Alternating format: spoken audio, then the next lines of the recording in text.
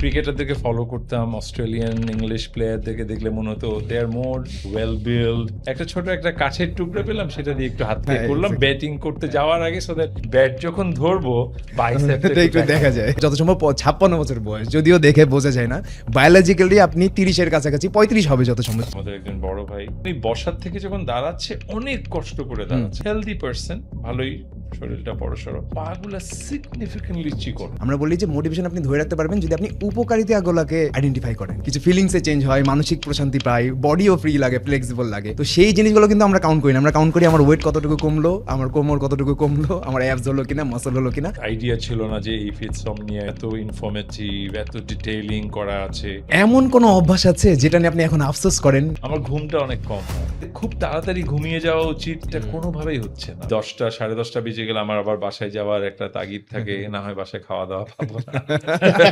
যখন ক্যারিয়ার থাকবে, ফ্যামিলি থাকবে, সবকিছু থাকবে, তারপরেও আমি মেনটেন করতে পারছি, এটা হচ্ছে মূল ফিটনেস। অনেকেই ভাবে যে এক ডিসিপ্লিনটা আসে ফিটনেস থেকে, কিন্তু এটা অ্যাকচুয়ালি দ্বিতীয়। I believe in routine and structure. Salman শাহের সাথে আপনার সম্পর্ক কেমন ছিল? সালমান শাহ জীবিত থাকতেন তাহলে তিনিও কি মাসল বানাতেন?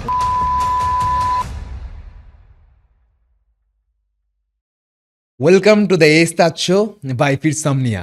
আজকে আমার জন্য খুবই গুরুত্বপূর্ণ একটা দিন, কারণ আজকে আমি প্রথমবারের মতো পডকাস্ট জার্নি শুরু করতে যাচ্ছি, অর্থাৎ আমার নিজেরই পডকাস্ট শো শুরু করতে চলেছি। এবং এক্ষেত্রে আমাকে হেল্প করেছে ফিরসামনিয়া অ্যাপ। তাদেরকে অসংখ্য ধন্যবাদ যে তারা এই পডকাস্ট শোটাকে স্পন্সর করছে। তো আজকে আমরা যে বিষয়টা নিয়ে আলোচনা করব এই শোটাতে, সেটা হচ্ছে ফিটনেস আফটার 40 এবং ফিটনেস বিফোর 30, দুইটা বিষয় আলোচনা করব। আমাদের গেস্ট আজকে যিনি আছেন তাকে আপনারা অনেকেই চিনেন, মোটামুটি যারাই দেখবেন আপনারা আজকে এই ভিডিওটা বা দেখছেন, তাকে অসংখ্য মানুষ আছে, অসংখ্য মডেল আছে, অসংখ্য অ্যাক্টর আছে যারা তার মতো ফিজিক চায় বা তার মতো ব্যক্তিত্ব চায়। মূলত তার ব্যক্তিত্বের প্রশংসা সারা বাংলাদেশ জুড়ে করা হয়। তিনি আর কেউ নন, আমাদের আদিল হোসেন নোবেল ভাই। এবং আমাদের সাথে আজকে আরও একজন উপস্থিত আছেন যিনি এই আদিল হোসেন নোবেলেরই অনেক কাছের একজন, সম্পর্কে ভাতিজার মতো। তিনি আর কেউ নন, ফিটসমনিয়া যে অ্যাপটা আছে তার অ্যাম্বাসেডর রাওয়ান আহমেদ চৌধুরী। তো শুরুতে আজকে আমরা যেটা আলোচনা করব সেটা হচ্ছে 40 বছর বয়স হয়ে যাবার পর বা 50 হয়ে যাবার পর আমরা কিভাবে ফিট থাকবো, আর এই সমস্ত বিভিন্ন নলেজ আমরা শিখবো আজকে, জার্নিগুলো শুনবো আদিল হোসেন নোবেল ভাইয়ের কাছ থেকে।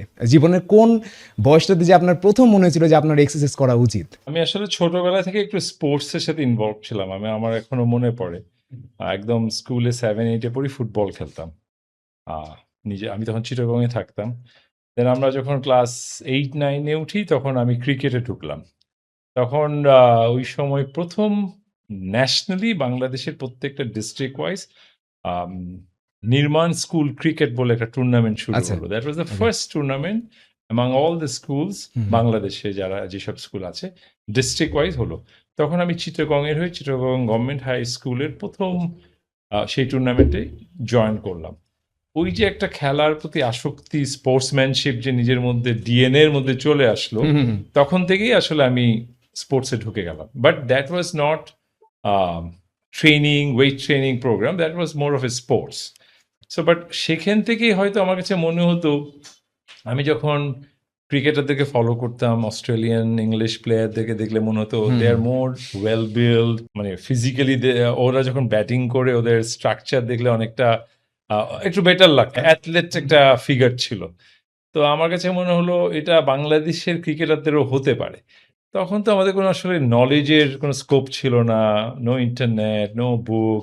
তখন একটু দেখে নিজে বাসায় একটা ছোট কিছু পেলে, একটা ছোট একটা কাঠের টুকরা পেলাম, সেটা দিয়ে একটু হাত দিয়ে হ্যাঁ, করলাম exactly. ব্যাটিং করতে হ্যাঁ, যাওয়ার হ্যাঁ। আগে, সো দ্যাট ব্যাট যখন ধরবো বাইসেপটা এটা একটু দেখা যায়। সো এটা নিজের থেকে আসা আরকি অনেকটা। এইভাবেই শুরু।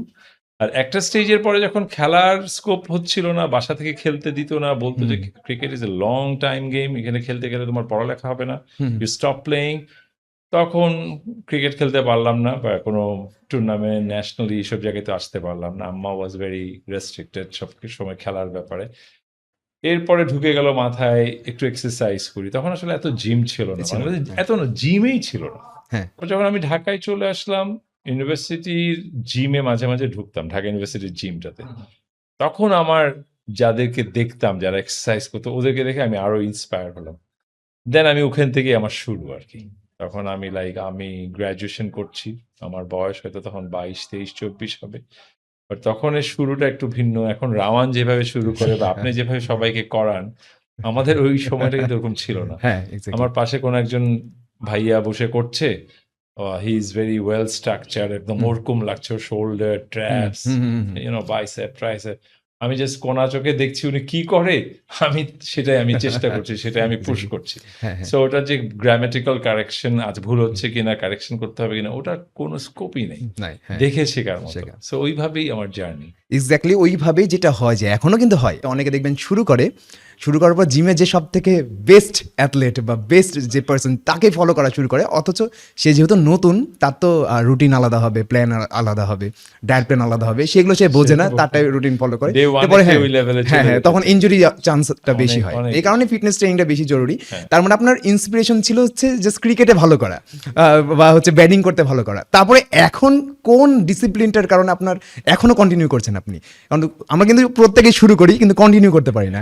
কোন ফ্যাক্টরটা আপনাকে আসলে এটা কন্টিনিউ করাচ্ছে আপনাকে দিয়ে? সিচুয়েশনটা যদি বলি, আসলে আমার কাছে একটা সময় এসে মনে হয়েছে যে আম এই যে আমি যেহেতু খেলতে পারছি না, নো মোর ইন ক্রিকেট। ফুটবলও হচ্ছে না, আর হবে না এই সময়ে, একটা স্টেজে হয় না, বিকজ আমি চাকরি করি, আমার লং আওয়ার কাজ থাকে। সো আমি ওয়েট ট্রেনিং আমার স্পোর্টস এর মধ্যে এটাকে নিয়ে আসতে পারি কিনা। এটা আজকে প্রায় ধরেন বেশ কয়েক বছর ধরে, প্রায় 20 ইয়ার্স ধরে আমি এইভাবেই চিন্তাটা শুরু আমার। তখন থেকে আমি যেটা বললাম ১ম এ ঢাকা ইউনিভার্সিটির সেই জিম, যে জিমে কোনো এসি নাই, ছিল না। আমি জানি না এখন কি চেঞ্জ আসছে কিনা। ইকুইপমেন্ট কোনটার একটা শোল্ডার প্রেসে একটা হাত আছে, আরেকটা নাই, নাই। বা সেটা ঝালাই-টালাই করে করে লাগানো করা। হচ্ছে। ওইভাবে শুরু করেও I was very thrill, I was very excited, আমি করে গেছি। হুম, হুম, তো একটা স্টেজে যখন আমি রাওয়ান, আমরা গুলশান ক্লাবে এখন জিম করি। হুম, সো ওই গুলশান ক্লাবেরও তখন একটা ছোট জিমই ছিল। এখন হ্যাঁ, অনেক বড় জিম। বড় জিম। চেঞ্জেস গুলো আসলে took places, like not on that day. So আমার কাছে মনে হয়েছে এইটা একটা ভেরি ইম্পর্টেন্ট স্পোর্টস। আমাকে হুম, সারা জীবন ফুটবল, ক্রিকেটের মধ্যে না থাকলেও চলবে। চলবে। আমি অনেক স্পোর্টসম্যানকে দেখে আসছি লোকালি, গ্লোবালি। হুম, হুম, ওরা কিন্তু ওদের মেইন অ্যাথলেট যেটা হুম, ফুটবল বা ক্রিকেট বা হুম। হোয়াটএভার, বাস্কেটবল, ওখান থেকে যখন ওরা রিটায়ার করে, ওরা কিন্তু জিমে চলে আসে। বিকজ মেইনটেন্যান্স যে শব্দটা আমরা সবকিছুতে বলি, একটা বিল্ডিং মেইনটেন্যান্স বলেন, অফিস মেইনটেন্যান্স বলেন, জিম করাটাও একটা ফিজিক্যাল মেইনটেন্যান্স। সো ওইটা করতে হলে you have to work out, you have to go to the gym. So সেটাই দ্যাটস যেটা। হাউ ওই জিনিসটা আমার, ওই যেটা বললাম, ডিএনএ তে ঢুকে গেছে। নিজের মনে হয় এই যে আজকে এই যে আমরা এখানে আসলাম, একটু আগে রামানা আমি বলছিলাম, আজকে তো জিমটা হবে না। We don't do it daily. I don't do it daily because আমার লং আওয়ার ওয়ার্ক থাকে। এট লিস্ট উইকলি ৪ দিন করেও যদি আমি মেকআপটা করতে পারি, আমার বডির প্রত্যেকটা পার্ট গুলো করতে পারি, আই ফিল ওকে। অনেকে বলে যে ভাই আমি তো মোটিভেশন ধরে রাখতে পারি না, কিছুদিন পর ছেড়ে দিই। আমরা বলি যে মোটিভেশন আপনি ধরে রাখতে পারবেন যদি আপনি উপকারিতাগুলোকে আইডেন্টিফাই করেন। যে এক্সারসাইজ শুরু করার পর কিন্তু আমাদের কিছু বেনিফিটসগুলো পাই আমরা, কিছু ফিলিংসে চেঞ্জ হয়, মানসিক প্রশান্তি পাই, বডিও ফ্রি লাগে, ফ্লেক্সিবল লাগে। তো সেই জিনিসগুলো কিন্তু আমরা কাউন্ট করি না। আমরা কাউন্ট করি আমার ওয়েট কতটুকু কমলো, আমার কোমর কতটুকু কমলো, আমার অ্যাবস হলো কিনা, মাসল হলো কিনা। এই যেগুলো নাম্বারসের খেলা, এগুলো যখন আমরা কাউন্ট করতে চাই তখন কিন্তু আমরা মোটিভেশন ধরে রাখতে পারি না, কারণ এটা নাম্বারসের খেলা, মানুষ ভুলে যায় খুব ইজিলি। ফিলিংস কিন্তু সহজে ভোলা যায় না। তো আপনি যেহেতু ওই ফিলিংসটা যখন আপনি স্ট্রেন্থ বেড়েছিল, সেই ফিলিংসটা আপনি ভুলতে পারেননি, যার কারণে আপনি কন্টিনিউ করে গেছেন সেটাকে মেনটেন Of করার জন্য। course, হ্যাঁ। এইটা এক্স্যাক্টলি আসলে সাধারণ যারা মানুষ আছেন, যারা এই যে 40-50 বছর বয়স, যারা আপনারা দেখছেন, যারা বয়স এখনো কম আছে, যাদের বয়স এখন 20-30 বছর বয়স, তারা তো সবাই জাস্ট লুক চেঞ্জ করার জন্য। কিন্তু যখন আপনি জাস্ট ফিলিংস আইডেন্টিফাই করবেন যে আপনার কেন ভালো লাগছে এক্সারসাইজ করতে, তখন ওইটা যখন আপনি এক্সারসাইজ করা বন্ধ করে দিলে কিন্তু আমরা বুঝতে পারি যে আমার এনার্জিতে ড্রপ আসছে। তখন আপনি যদি চিন্তা করেন যে আমি যখন এক্সারসাইজ করছিলাম তখন তো আমার এনার্জি অনেক ভালো ছিল, আমার সব কিছুতে মন বসতো, এখন আর মন বসছে না। তো সেই জিনিসটাই আমাদেরকে আসলে কি এই নিয়ে যায় অনেক লং টার্মে এগিয়ে নিয়ে যায়। আমি আপনার সাথে আরেকটা জিনিস এখানে অ্যাড করতে চাই। যেহেতু আমি যেটা বললাম, আমি একটা কোম্পানিতে কাজ করি। আমার ক্যারিয়ারের মেজরিটি টাইমটা আমি সেলস এর মধ্যে ছিলাম। সেলসম্যানদেরকে কিন্তু একটা জিনিস করতে হয়, প্রচুর হাঁটতে হয়, প্রচুর স্টেপ। আজকে একটা সেলস ভিজিটে গেলাম, এখানে ৫টা ক্লায়েন্ট, আমার ৫ ফ্লোরে কাজ করবো, কোনটা 5th ফ্লোরে, কোনটা 3rd ফ্লোরে। আমাকে কিন্তু সকালে বের হয়েই 4টা ফ্লোর, 5টা ফ্লোর, এই অফিস ওই অফিস, বসার স্কোপ নেই। সো আপনি যদি সেই এনার্জিটা না থাকে, স্পেশালি আপনার লেগস এর স্ট্রেংথ না থাকে, আপনার ব্যাক এর স্ট্রেংথ না থাকে, আপনি ৫টা সেলস কল করেই কিন্তু আপনি একটা জায়গায় হাঁপায় পড়বেন। বসে হয়তো কোনো একটা দোকানে সিঙ্গারা সমোসা খাওয়া শুরু করবেন। স্ট্রেস থেকে, আলটিমেটলি হ্যাঁ, এটাকে স্ট্রেস ইটিং বলে সেটাই। Absolutely stress eating. সো এই জিনিসগুলাই কিন্তু ড্যামেজ শুরু করে ড্যামেজ আসলে। করে, হ্যাঁ। এইগুলা থেকে বের হয়ে আসতে পারাটাই হচ্ছে খুবই ইম্পর্টেন্ট। Exactly, exactly. আমি সবসময় সবাইকে একটা জিনিস বলি, যারা আসলে করতে এসেও করে না বা থেমে যায় বা বন্ধ করে দেয়, আমি বললাম তোমাদের জীবনে একটা জিনিস মাথায় রাখবা, প্রত্যেকটা মানুষের কিন্তু একটা ব্যক্তিগত থাকে না, একটা this is my personal asset, this is হ্যাঁ, my personal wallet, this is my বলেন। Personal phone, hmm. And this personal figure word. Body strength is Yes. My personal.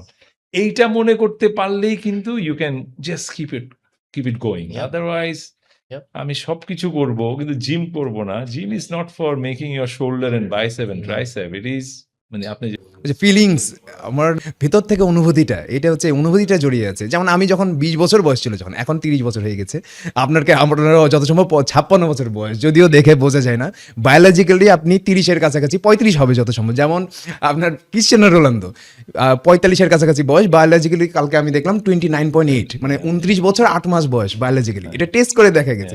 আপনার হয়তো 35-36 হবে। এইটাই মোটিভেট করে যে যখন ক্যারিয়ার থাকবে, ফ্যামিলি থাকবে, সব কিছু থাকবে, তারপরেও আমি মেনটেন করতে পারছি। এটা হচ্ছে মূল ফিটনেস, বা এরা হচ্ছে মূল অ্যাম্বাসেডর ফিটনেসের।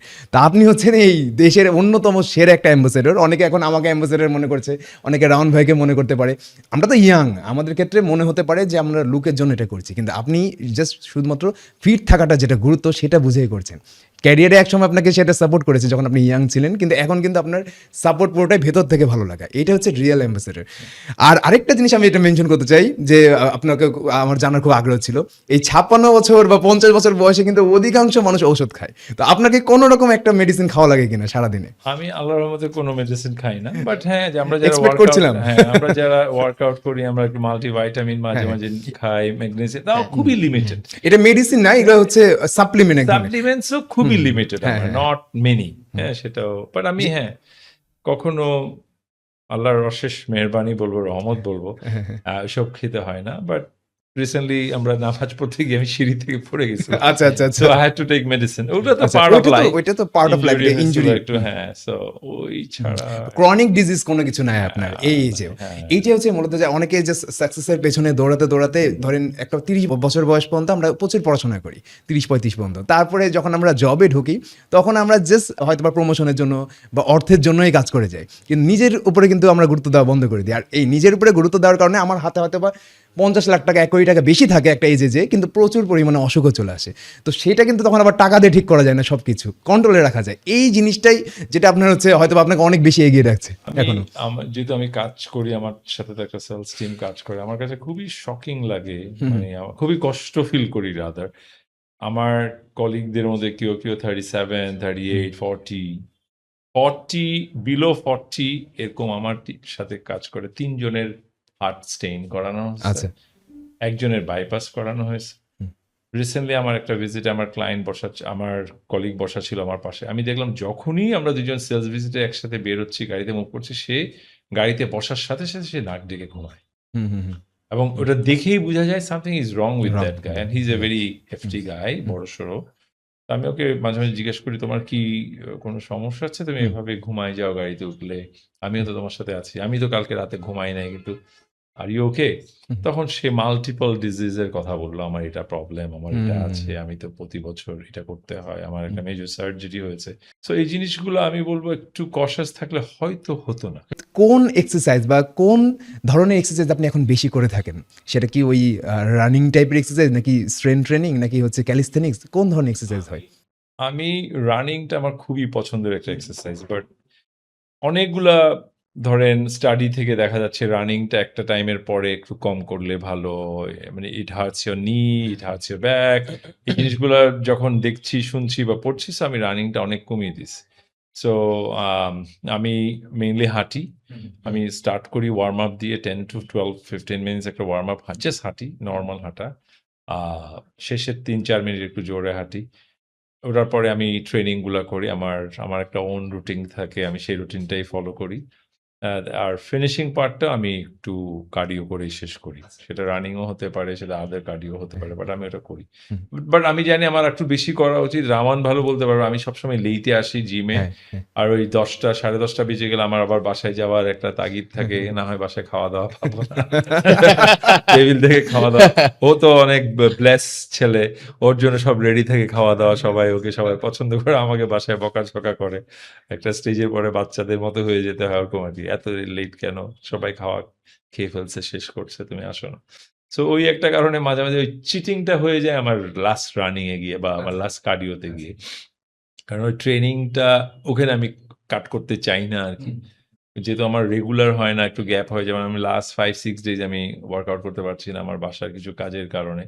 সো এখন শুরু করলে আবার ওটাকে ব্যাক করানোর জন্য হয়তো আমার কার্ডিওতে একটু কাট করে ওদিকে আমি মেকআপ বেশি করি। So this is what I do. আমার একটা প্রোগ্রাম করা থাকে। ওই প্রোগ্রামের মধ্যে বাট আমি একদম খুব বেসিক যাই তা না। আমি একটু ইনটেন্স ওয়ার্কআউট করি। হ্যাঁ, হ্যাঁ। আমার লেগস এ আমি অনেক ওয়ার্কআউট করি। অনেকে লেগসটা করতেই চায় না। আমি আ স্মিথ মেশিনে আমি প্রেস করি না, হুম, স্কোয়াট করি না। আমি রেগুলার বারবেলে স্কোয়াট করি। সো থাকে না হুম, একেকজনের একেক রকম। আমি হুম। বলছি না যে এটা ভালো, ওটা খারাপ। বাট আমি এনজয় করি। আমার মনে হয় পাওয়ার লিফটিং খুব একটা করি না। হুম, বাট মাঝে, মাঝে ডেডলিফট তো করতেই হয়। হুম, আর হুম, সাথে বাকিগুলা যা, যা আছে আমার রুটিন মতো আমি করে যাই আরকি। হুম। তো এটাই হচ্ছে সাধারণ যারা মানুষ যারা আছে, যারা হয়তোবা শুধু হাঁটে, কেউ শুধু দৌড়ায়, কেউ শুধু জিমে যেয়ে বসে থাকে। কিন্তু আসলে সব ধরনের এক্সারসাইজ যেমন আপনি বলেন যে স্ট্রেচিং টাইপের ওয়ার্ম আপও করেন আপনি। আমি হ্যাঁ, তো ওটা বিকজ করেন। আমি হ্যাঁ, যেহেতু ক্রিকেট খেলতাম, হ্যাঁ, ক্রিকেটে তো আপনার first half an hour is stretching. এখানে তো হ্যাঁ, আপনি you can't start playing. So ওটাই। আমার ওই জিনিসটা তো হ্যাঁ, আমার ওটা অভ্যাস একটা আছে। ওটা হ্যাঁ, আমি ছাড়া করবই হ্যাঁ। না। তো ইদানিং আমি কিছু নতুন, নতুন স্ট্রেচ বের করছি, ওগুলা করি। আচ্ছা, আচ্ছা। সো নি এর জন্য হ্যাঁ, করি, হ্যাঁ। অ্যাঙ্কেল এর জন্য করি, ব্যাক তো বাকিগুলো তো করি। তো প্রত্যেকটা ওয়ার্কআউটের কিন্তু আলাদা, আলাদা বেনিফিট আছে। যার কারণে আপনি সবগুলো টাচ করছেন। অধিকাংশ মানুষ কিন্তু জাস্ট এক ধরনের ওয়ার্কআউট নিয়ে বসে থাকে। যার কারণে সে কোনো না কোনো একটা বেনিফিট সে কিন্তু হারিয়ে ফেলে। যেমন শুধু সে যদি কার্ডিও করে তাহলে হার্টের হেলথ খুব ভালো হয়ে যায়, ফুসফুস ভালো হয়ে যায়। কিন্তু মাসকুলার এন্ডুরেন্স স্ট্রেংথটা কমে যায়। উইক যেটা আপনি হয়ে যায়। যেটা আপনি নিজেও রিসার্চ করেছেন, পড়েছেন, দেখেছেন। Of course. এটা সাধারণ মানুষকে খুব বোঝানোর চেষ্টা করছি। কারণ অনেকেই কিন্তু জাস্ট যারা সিনিয়র সিটিজেন যারা, তারা শুধু হাঁটার উপরে অবস্থা থাকে। যার কারণে মাসল এবং বোন ডেনসিটি কমে যায়, সেটা তারা বুঝতে পারে না। এটাকে কিন্তু রোধ করা যায়। এটা আসলে আমি একটু টাচ করতে চাই এই জায়গাটা। যেমন আজকেও আমি আমাদের ফজরের নামাজের সময় আমাদের একজন বড় ভাই, আমি উনার নাম বলতে পারব না। বয়স খুব বেশি হলে 60 হবে উনি। উনি দেখলাম উনি বসার থেকে যখন দাঁড়াচ্ছে অনেক কষ্ট করে দাঁড়াচ্ছে। বাট আমার চোখে পড়ে গেছে কেন? আর আমি একটা জিনিস খেয়াল করলাম, উনি যখন দাঁড়াচ্ছে উনি পাঞ্জাবি-টাঞ্জাবি পরা, হেলথি পারসন, ভালোই শরীরটা বড়সড়। পাগুলা সিগনিফিক্যান্টলি চিকন। চিকন। সো উনার পায়ের মাসলই মাসেলই নাই। নাই। হুম, আমি এখন এই জিনিসগুলো খুব চোখে পড়ে কেন? আমার আব্বা-আম্মা আমরা তো একসাথেই থাকি। হুম, আমার আম্মার একটা অসুখ হওয়ার পর আম্মা অনেক শ্রিঙ্ক করে গেছে। তো ডাক্তার একদিন বলছিল, "দেখেন উনার থাই মাসল একদম চলে গেছে।" এবং শি ইজ লিটারালি সাফারিং, যে হাঁটাহাঁটি করতে একদমই পারে না। তো এই সিম্পটম গুলো কিন্তু আল্টিমেটলি সবাইকে এফেক্ট করতে পারে। 50 প্লাস এইজের লোককে হলেই করতে এফেক্ট পারে। করতে হ্যাঁ। পারে। এইটা কিন্তু বৈজ্ঞানিক টার্ম হচ্ছে স্যারকোপ্যানিক অবেসিটি, হ্যাঁ? তো এটা মূলত হয় হচ্ছে ওই স্ট্রেন ট্রেনিং বা পেশিতে প্রেশার পড়ে না এই সমস্ত কাজগুলো বন্ধ করে দেওয়ার এটা কারণে। অটোমেটিক্যালি বুঝা হ্যাঁ, যায় তো হ্যাঁ। পায়ের স্ট্রেংথ চলে দেখবেন যাচ্ছে। গ্রামের দিকে দেখবেন কেউ আছে ৭০-৮০ বছর বয়স জমিতে কাজ করে, তার মাসল কিন্তু ঠিকই আছে। কারণ ওই যে ইউজ করছে, উড বস করছে, কোদাল দিয়ে সে কাজ করছে। এটা কিন্তু শহরের মানুষরা করে না। রিটায়ার্ড হয়ে যাওয়ার পর তো আরোই করে না। তো এটা কিন্তু রোধ করা যায়। এখন ডাক্তার আপনাকে অনেক ওষুধ দিয়ে দিবে, ঠিক আছে? কিন্তু ওটা তো অনেকে কভার করবে না। আমাদের সমাজে একটা সমস্যা হয়ে গেছে যে কিছু পার্সেন্টেজ ডাক্তার ছাড়া বাকি কেউই এক্সারসাইজ করে না এখনো। এটা বাড়বে আস্তে আস্তে পার্সেন্টেজ। তবে যারা যারা করছে তারা কিন্তু আবার বোঝে এই বেনিফিটটা, তারা তাদের রোগীদেরকে ঠিকই সাজেস্ট করে। যেমন আমাদের কিন্তু অনেক ক্লায়েন্ট আছে, অনেক জিম মেম্বার আছে যারা নিজেরাই ডক্টর, যারা এক্সারসাইজ করে, তারা কিন্তু বলে যে ভাই আমরা কিন্তু আমাদের রোগীদেরকে এটা বলি, কারণ আমরা এক্সারসাইজ করছি বলে আমরা বেনিফিট বুঝছি। কিন্তু অধিকাংশ মানুষেরই এই ভুল ধারণাটা আস্তে আস্তে হয়তো ভেঙে যাবে। আজকে আপনার পডকাস্টের মাধ্যমেও যখন অনেকে দেখবে হয়তো তারাও বুঝতে পারবে যে আপনি সব ধরনের এক্সারসাইজ কেন ঢোকান ভেতরে, যেমন স্ট্রেচিং করলে পেইন কমে যায় বডির, ফ্লেক্সিবল থাকে বডিটা। তারপরে আপনি জিম ওয়ার্কআউট করছেন, সেটা যে আপনাকে ভারী ডাম্বল তুলতে হবে তা না, আপনি জিমের মেশিন হালকাভাবে ইউজ করলেও হবে মাসল স্ট্রেন্থ রাখার জন্য। কার্ডিও আপনি করেন হার্টের হেলথ ভালো রাখার জন্য। তো এগুলো সব কিছু একটা কম্প্যাক্ট কম্বিনেশন থাকতে হয় রুটিনে। এমন না যে 6 দিনই করতে হবে, 3-4 দিন করলেও হবে। যেটা এক্স্যাক্টলি আপনি সেটা করছেন, আর এটা খুবই ভালো লাগলো শুনে। আমিও এক্সপেক্ট করছিলাম যে আপনি এমনই করেন, কারণ যেহেতু আপনি এগুলো নিয়েও আপনি অনেক বছর ধরে 20 বছরের আপনার এক্সপিরিয়েন্স, তারও বেশি। আমাদের বয়স 30 হয়তো আমাদের জন্মের আগে থেকে আপনি এক্সারসাইজ করছেন, এরকম অবস্থা। তো এটা হচ্ছে খুব একটা ভালো বিষয়। নোবেল ভাই, কয়েকটা কোয়েশ্চেন করব, আপনি শর্ট অ্যান্সার দিবেন। তার ভিতরে প্রথমটাই হচ্ছে যে আপনি জিমে ওয়ার্কআউট করা পছন্দ করেন নাকি বাসায়? অবভিয়াসলি জিমে। আচ্ছা, যদি কখনো মিস যায় তাহলে কি করেন তখন? খুবই আপসেট থাকে। আচ্ছা আচ্ছা আচ্ছা, তখন কি বাসায় করা হয় নাকি একদমই না। আচ্ছা, বাসায় মানে ওই পরিবেশটা থাকে না, মানে জিমের যে মোটিভেশনটা। বাসায় থাকলে মনে হয় বাসার লোকগুলোর সাথে একটু সময় দিই। হ্যাঁ হ্যাঁ, এক্স্যাক্টলি।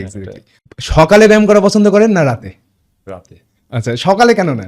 ওয়েল সকালে অফিসের কাজ নিয়ে এত বকডাউন একটা মানে প্ল্যানিং নিয়ে থাকি, তো তখন আমার কাছে জিমটা ঢুকাতে পারবো না। So আমার হোল ডে একটা অফিস প্ল্যান থাকে। আর অফিস শেষ করে যখন অফিস থেকে জিমের দিকে যাই, তখন জিমের প্ল্যানটা করতে আমি অনেক স্বাচ্ছন্দ্য বোধ করি। রাইস ছাড়া কি আপনি থাকতে পারবেন এজ এ বাঙালি? আপনি তো জানেন যে বাঙালিরা তো বলে যে ভাত ছাড়া কি থাকা যায় কিনা। আপনি কি থাকতে পারবেন কিনা, আর কতদিন পারবেন থাকতে? আমি থাকতে পারবো, বাট আমি থাকতে চাই না।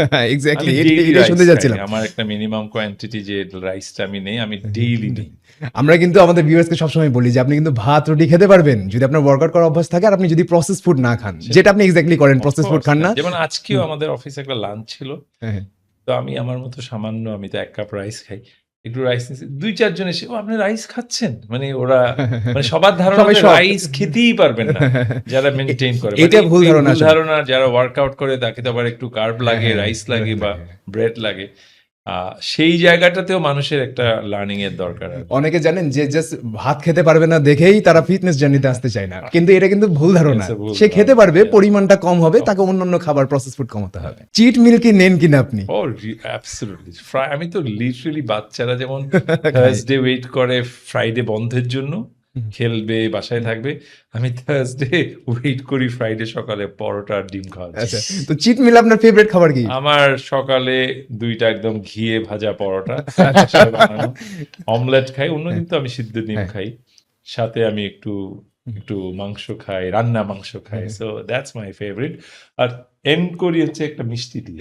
আচ্ছা, তাহলে এই দেখেন, মিষ্টিটাও একটু পরোটা টরোটা দিয়ে খাওয়া হয়, দুধ চা খাই। তো ভিউয়ার্সরা দেখেন যে নোবেল ভাইকে আপনারা সবাই দেখেছেন অনেক ফিট। আপনারা মনে করতে পারেন উনি তো মনে হয় মিষ্টি টিষ্টি এগুলো খাই না, মুখে তোলে না, কিন্তু আসলে ব্যাপারটা এরকম না।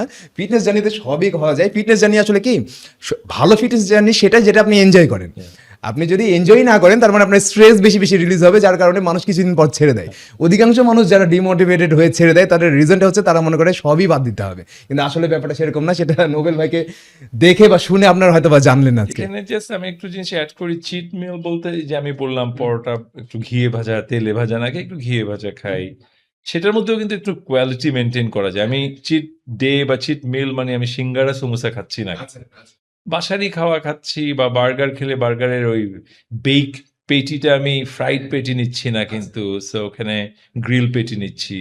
সো ওই জিনিসটাও একটু মেজার হ্যাঁ, মেজার করা যায়। হ্যাঁ, হ্যাঁ, হ্যাঁ। তো চিট মিলটা ওইটা অনেকে দেখা যায় যে হোটেল থেকে, রাস্তা থেকে কিনে, ওটা তো রেগুলার খায়, তাদের রেগুলারই চিট মিল।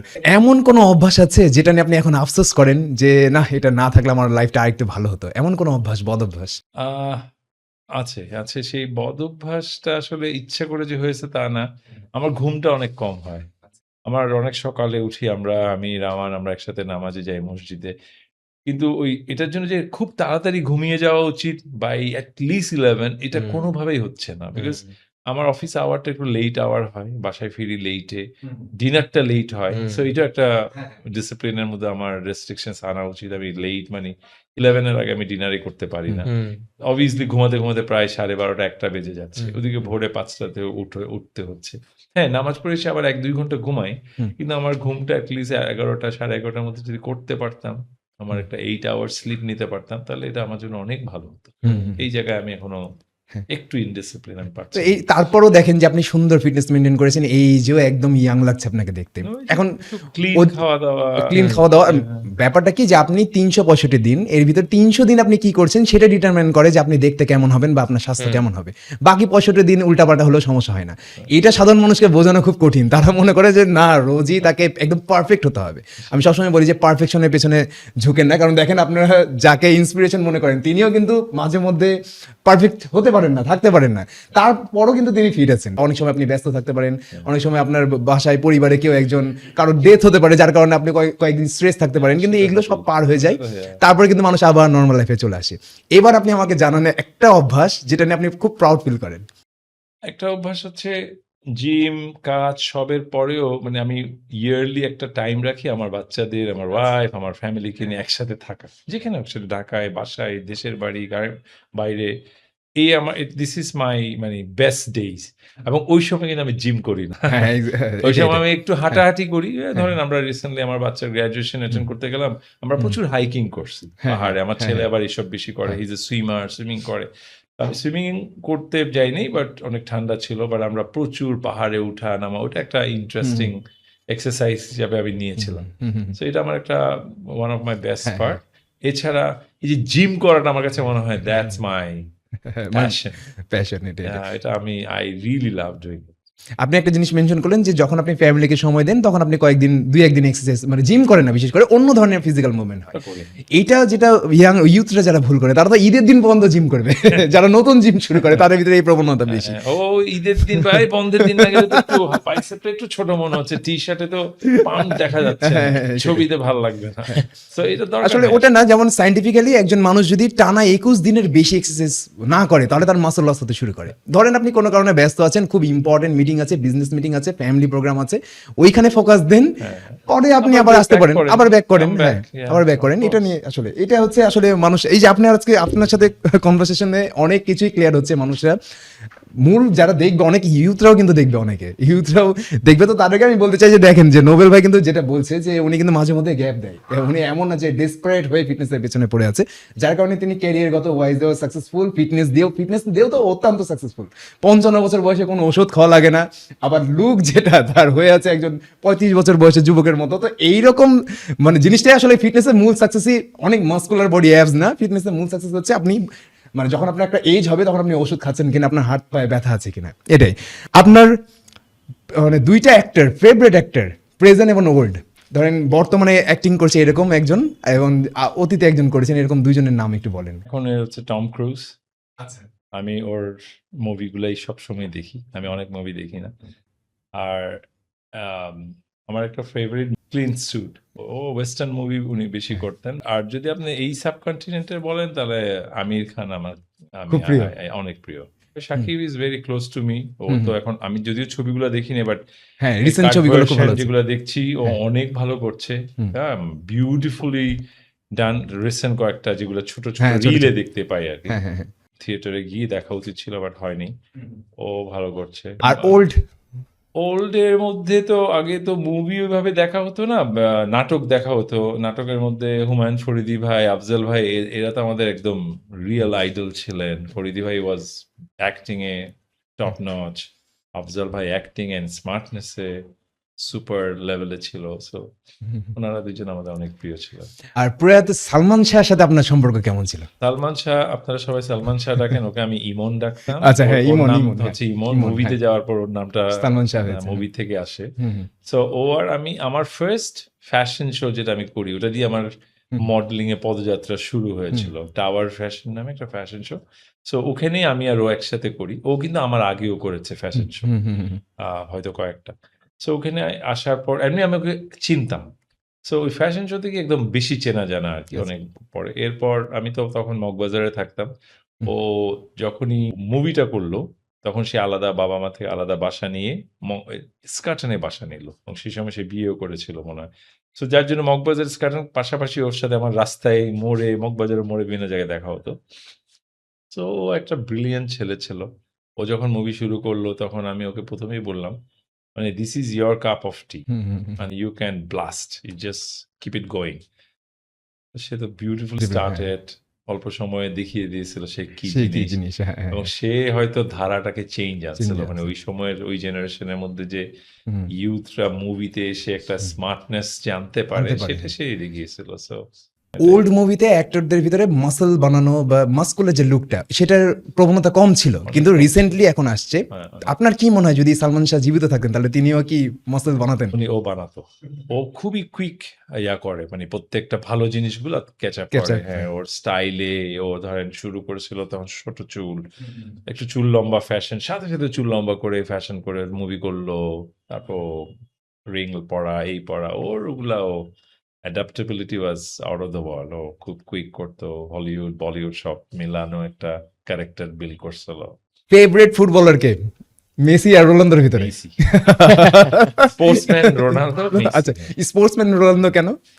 ওর স্পোর্টসম্যান এথিক্সটা অন্যরকম। হ্যাঁ, ওর তো ধরেন ওর ডিফারেন্ট লিগে স্পোর্টসম্যান। ও এখনো নিউ জেনারেশনকে নিয়ে যখন বলে, রিসেন্টলি সে একজন ইন্টারন্যাশনাল সুপারস্টারকে নিয়ে বলতেছিল he is a very brilliant footballer, but ওর ইমপ্রুভমেন্টের ইমিডিয়েট নিডেড হচ্ছে ওর লেগ মাসল। আমি অবাক হয়ে যাই। মানে ওই যার কথা বলছিল সে খুবই টাইনি একটা ইয়াং গাই, সো এত ভালো খেলে, ওকে সবাই নিউ মেসি বলছে, কিন্তু ওয়াই মানে ক্রিস্টিয়ানো রোনালদো ওর একটা জায়গায় ক্রিটিসাইজ করছে, আমার কাছে মনে হয়েছে একদম টু দ্য পয়েন্ট করেছে। হুম মানে ওর পা গুলো অনেক স্কিনি, ও ওই জায়গায় ফোকাস না করলে ও লং রানে ফুটবলেও টিকবে না, কারণ ইনজুরিজ হবে। ইনজুরিজ হবে, হ্যাঁ। শুটে পাওয়ার Power থাকবে থাকবে না, না। ও ফ্রি কিক মারাটা বা এগুলো তো সব টেকনিক দিয়ে চলে না, পাওয়ার লাগে, পাওয়ার লাগে, হ্যাঁ, স্পিডে হ্যাঁ, লাগে, লাগে, হুম। শুটে লাগে। সো হুম। মানে ওর এই যে আইডেন্টিফাই করে একদম স্পট অন Spot, করা, এটা হ্যাঁ। বোঝা যায় ওর অ্যাথলেট লেভেলটা কোথায় আর কি। সেটাই সেটাই। ক্রিকেটে আপনার ফেভারিট প্লেয়ার কে? ইন্টারন্যাশনাল? হ্যাঁ, ইন্টারন্যাশনালে আমার কোহলি ইজ মাই ফেভারিট হ্যাঁ, প্লেয়ার। সেম এক্স্যাক্টলি, কারণ তার এথিক্স আমার খুব হ্যাঁ, পছন্দ, ওর স্পোর্টসম্যানের। এথিক্স, ওর স্পোর্টসম্যানশিপ, ওর ফুড ইনটেক, হুম, হুম, এই হুম। জিনিসগুলো থেকে অনেকে অনেক কিছু শিখতেছে ওই দেশে, এই দেশে সবাই। সো আর বাংলাদেশিদের মধ্যে কে? বাংলাদেশের মধ্যে আসলে অনেকেই আমার প্রিয়, আমার সাথে সবাই এত ক্লোজ, স্পেশালি এখনের যারা খেলছে তাদের মধ্যে তো ওইভাবে পরিচয় নাই। এর আগে যারা খেলতো সাকিব, তামিম, আমি তো মুশফিককে মুশি ডাকে সবাই, আমিও ডাকি, Mashrafe, they are all my favourites, all my favourite. Rawan ভাই আছেন হচ্ছে স্পিড সামনিয়াতে অ্যাম্বাসেডর হিসেবে। আমি শুনেছি আপনার সাথে খুব ভালো সম্পর্ক সেই ছোটবেলা থেকে। উনি বললেন যে উনি ছোটবেলা থেকে আপনাকে চিনেন, ফ্যামিলি রিলেশন আপনাদের আছে, আপনারা নাকি একসাথে নামাজ পড়তে যান, ভোরবেলাতে আপনার ফজরের নামাজে বিশেষ করে দেখা হয়, আপনারা এক্সারসাইজও করেন একসাথে। কিভাবে হয় আসলে আপনাদের এই যে গ্যাপ, আপনারা কিভাবে এত বন্ধুত্বপূর্ণভাবে মেশেন? আমি এখানে রাওয়ান কিছু বলার আগে আমি যদি বলি, আমার নিজের একটা, মানে কি বলবো, এটা আমার অভ্যাস বলতে পারেন বা আমার নিজের থেকে নিজের শেখা। আমার কাছে সবসময় মনে হয় নতুনদের কাছ থেকে শেখার আমাদের অনেক কিছু আছে। আমি তো বলেছি আমি যেভাবে জিম শুরু করেছি ওখানে শেখার কোনো স্কোপ ছিল না। ডানে বামে তাকিয়ে তাকিয়ে দেখে শিখেছি। এটা কি রং ফর্ম, রাইট ফর্ম, কিচ্ছু নাই। কোনো টিচিং নাই, কোচিং নাই, ভিডিও নাই, ইন্টারন্যাশনাল কোনো গাইডেন্স নাই। সো এখনের যারা জেনারেশন বা রাওয়ানরা যেভাবে শুরু করেছে, হুম হুম মানে একদম টু দ্য পয়েন্ট, ওরা প্রত্যেকটা এক্সারসাইজ করে, কারেক্ট ফর্মে করে, মানে কত আওয়ার, কি food intake, they know everything, because ওরা ওদের জার্নিটা শুরু এভাবে। সো অবভিয়াসলি আমার ওর কাছে অনেক কিছু শেখার আছে। কেউ যদি মনে করে আমি ৩০ বছর ধরে করছি, সো আমি কি শিখবো, আমি শিখাবো, I don't believe in it. আমি সেজন্য এই ধরনের কাউকে পেলে আমি সবসময় একটু কথা বলি, জিজ্ঞেস করি, তারা আবার আমাকে বলে, আমি সেটা থেকে নেই। একই সাথে ফলো করি ওরা কিভাবে করছে। ও রাওয়ানের সাথে রাওয়ানের আরেকটা ফ্রেন্ড হয়তো করছে। তো মাঝখানে আমি একটু ইন্টারফেয়ার করি। রাওয়ান আজকে কি করছো? ও বলে চাচ্চু আজকে শোল্ডার করছি, কিংবা আজকে বাইসেপ অ্যান্ড ট্রাইসেপ, আজকে পুশ পুল হোয়াটএভার। তো আমি একটু শিখে নিলাম, জেনে নিলাম। বিকজ ওরা তো এটার পিছনে স্টাডি করছে, অনেক জানছে। আমার হয়তো ওই স্কোপটা হচ্ছে না বা আগেও হয় নাই। সো এই যে জানতে পারা এবং একসাথে থাকতে পারা এবং একসাথে করা, সো এটাই আমার লার্নিং। আচ্ছা। সো আমি সেজন্য আমি ওদের সাথে একটু টাইম স্পেন্ড করি। এরপর তো আদার টাইম তো থাকেই। সেটা লেজার হতে পারে বা আমরা একটু রিলিজিয়ন প্র্যাকটিস করি, আমরা নামাজ পড়িও পড়ে সবসময় মাশাআল্লাহ। সো ওখানেও এইসব ডিসকাশন থাকে। So this is something I always feel. Even আমার অফিসেও যারা নিউ জেনারেশন জয়েন করে ওদের থেকে শুনি, শেখার চেষ্টা করি। আমি আমার বাচ্চাদের সাথে কথা বলে মাঝে মাঝে প্রশ্ন করি, আব্বু তুমি হলে এটা কি করতা বলো তো? আচ্ছা। গাইড করে। হ্যাঁ হ্যাঁ। সো বিকজ ওদের ফ্রেশ আইডিয়া, ওদের নিউ জেনারেশন আইডিয়া, এগুলো আমাদের অনেক দরকার। আদারওয়াইজ আমরা তো সেই হুম হুম। ওল্ড স্কুলে থেকে যাব। সো আই হ্যাঁ, don't want to be like old school. I হ্যাঁ, want to এটা be A- at his age. আমি তো এই- বলি মাঝে মাঝে, I'm your friend, Raman. Come on. আমাকে চাচ্চু চাচ্চু করে, ওর বেটা চাচ্চু ডাকিস না, I'm your friend. সেটাই তো। না, আমাকে আপনার নাম্বার পাঠানো হয়েছে রাউন্ড ভাইয়ের পক্ষ থেকে, মনে হয় যে নোবেল চাচ্চু লিখে। আমি বলছি নোবেল ভাইয়া বলবো না তো। আমি বলছি যে আপনাকে দেখে তো কোনোভাবে চাচ্চু মনেই হয় না। রামানের আব্বা আমাদের মানে বড় ভাই, খুব কাছের হ্যাঁ, ভাই, হ্যাঁ, ওর উনি ফুফু বললেন। আমার ফ্রেন্ডের মতো। So we are like family আর কি। তো রামান যখন আসে, প্রথম শুরু করে বাইরে থেকে আসে, তখন থেকে ওর সাথে আমার এগুলো নিয়ে যোগাযোগ।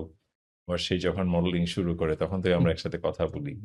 তো রাউন্ড ভাই, আপনার কাছে প্রশ্ন, আপনি কিভাবে এনজয় করেন বা কেমন এনজয় করেন ওনার সাথে ওয়ার্কআউট করা? He is a timeless icon of inspiration. And আমার my first memory of Nobel চাচু, উনি বলে আমাকে নোবেল ভাই করে ডাকতে। We are friends.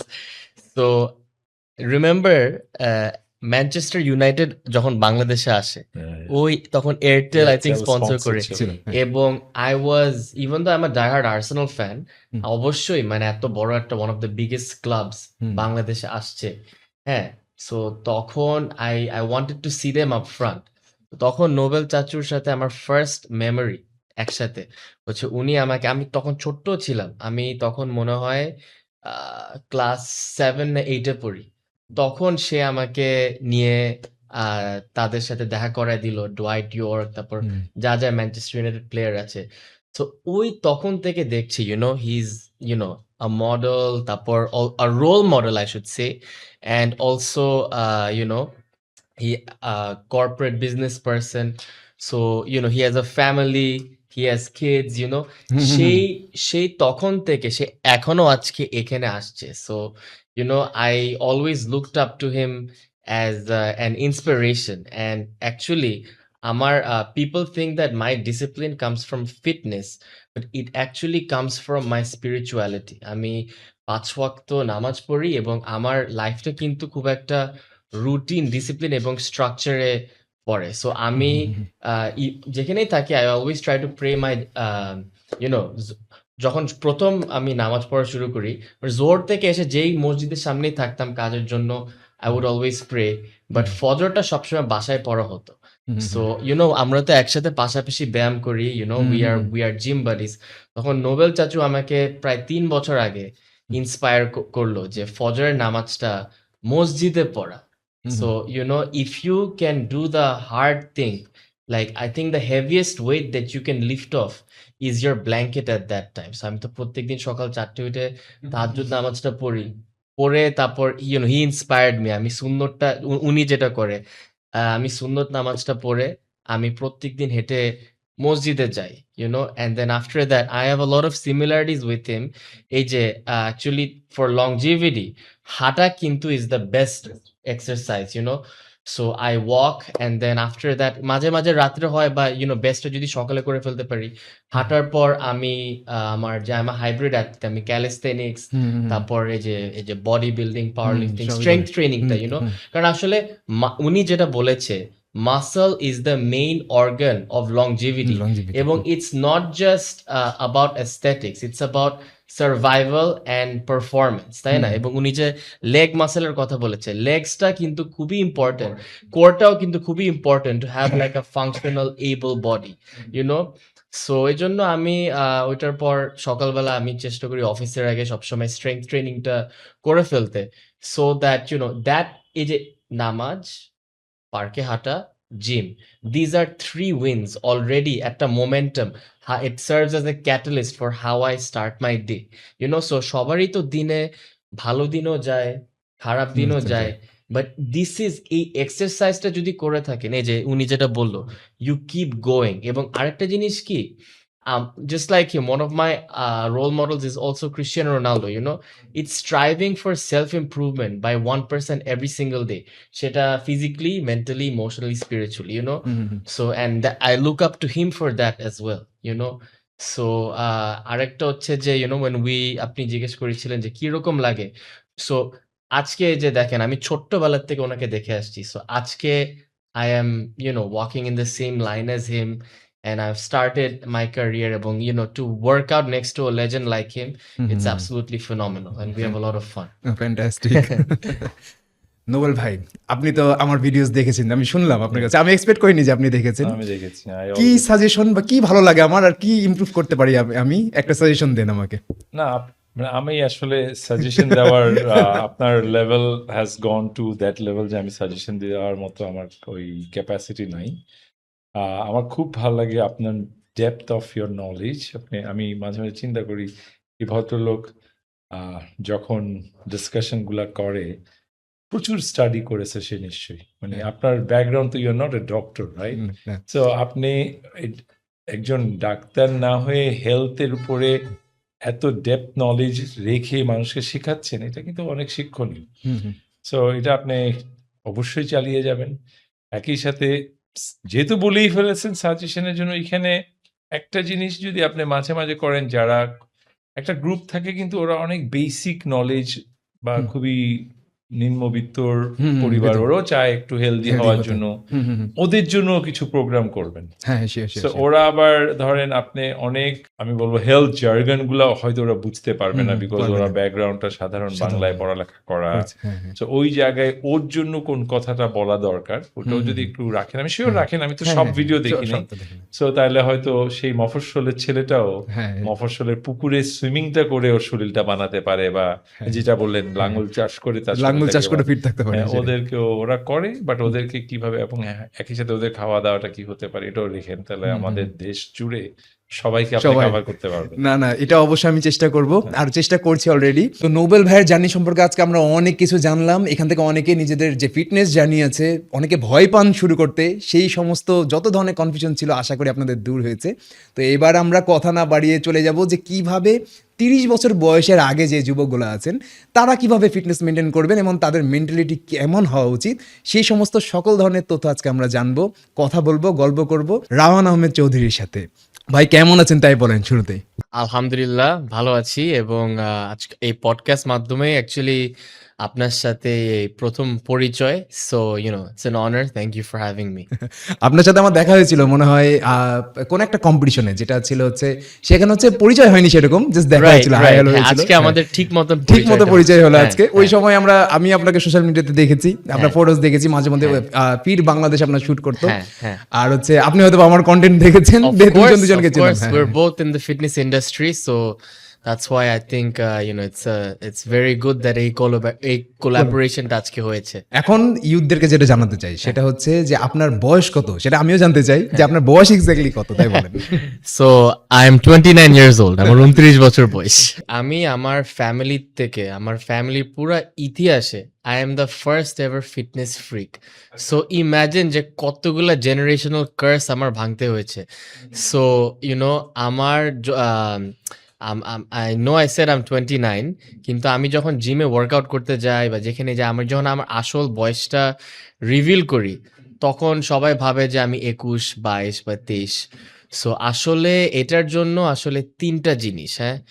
Training, nutrition R rest. আমার ফিটনেস জার্নিটাই আসলে শুরু হয় আমার মাই আমার ফিটনেস জার্নির সময় আমার মাই ইন্ট্রোডিউস করে আমাকে ফিটনেস।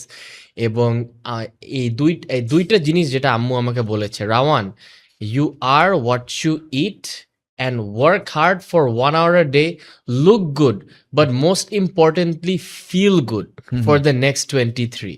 So এই জিনিসটা কিন্তু আমার সাথে এখনো জড়িত আছে। আর আমি যদি আমার নিজের ব্যাপারে বলি, আমার রুটিনটাই, আমি কিন্তু I believe in routine and structure.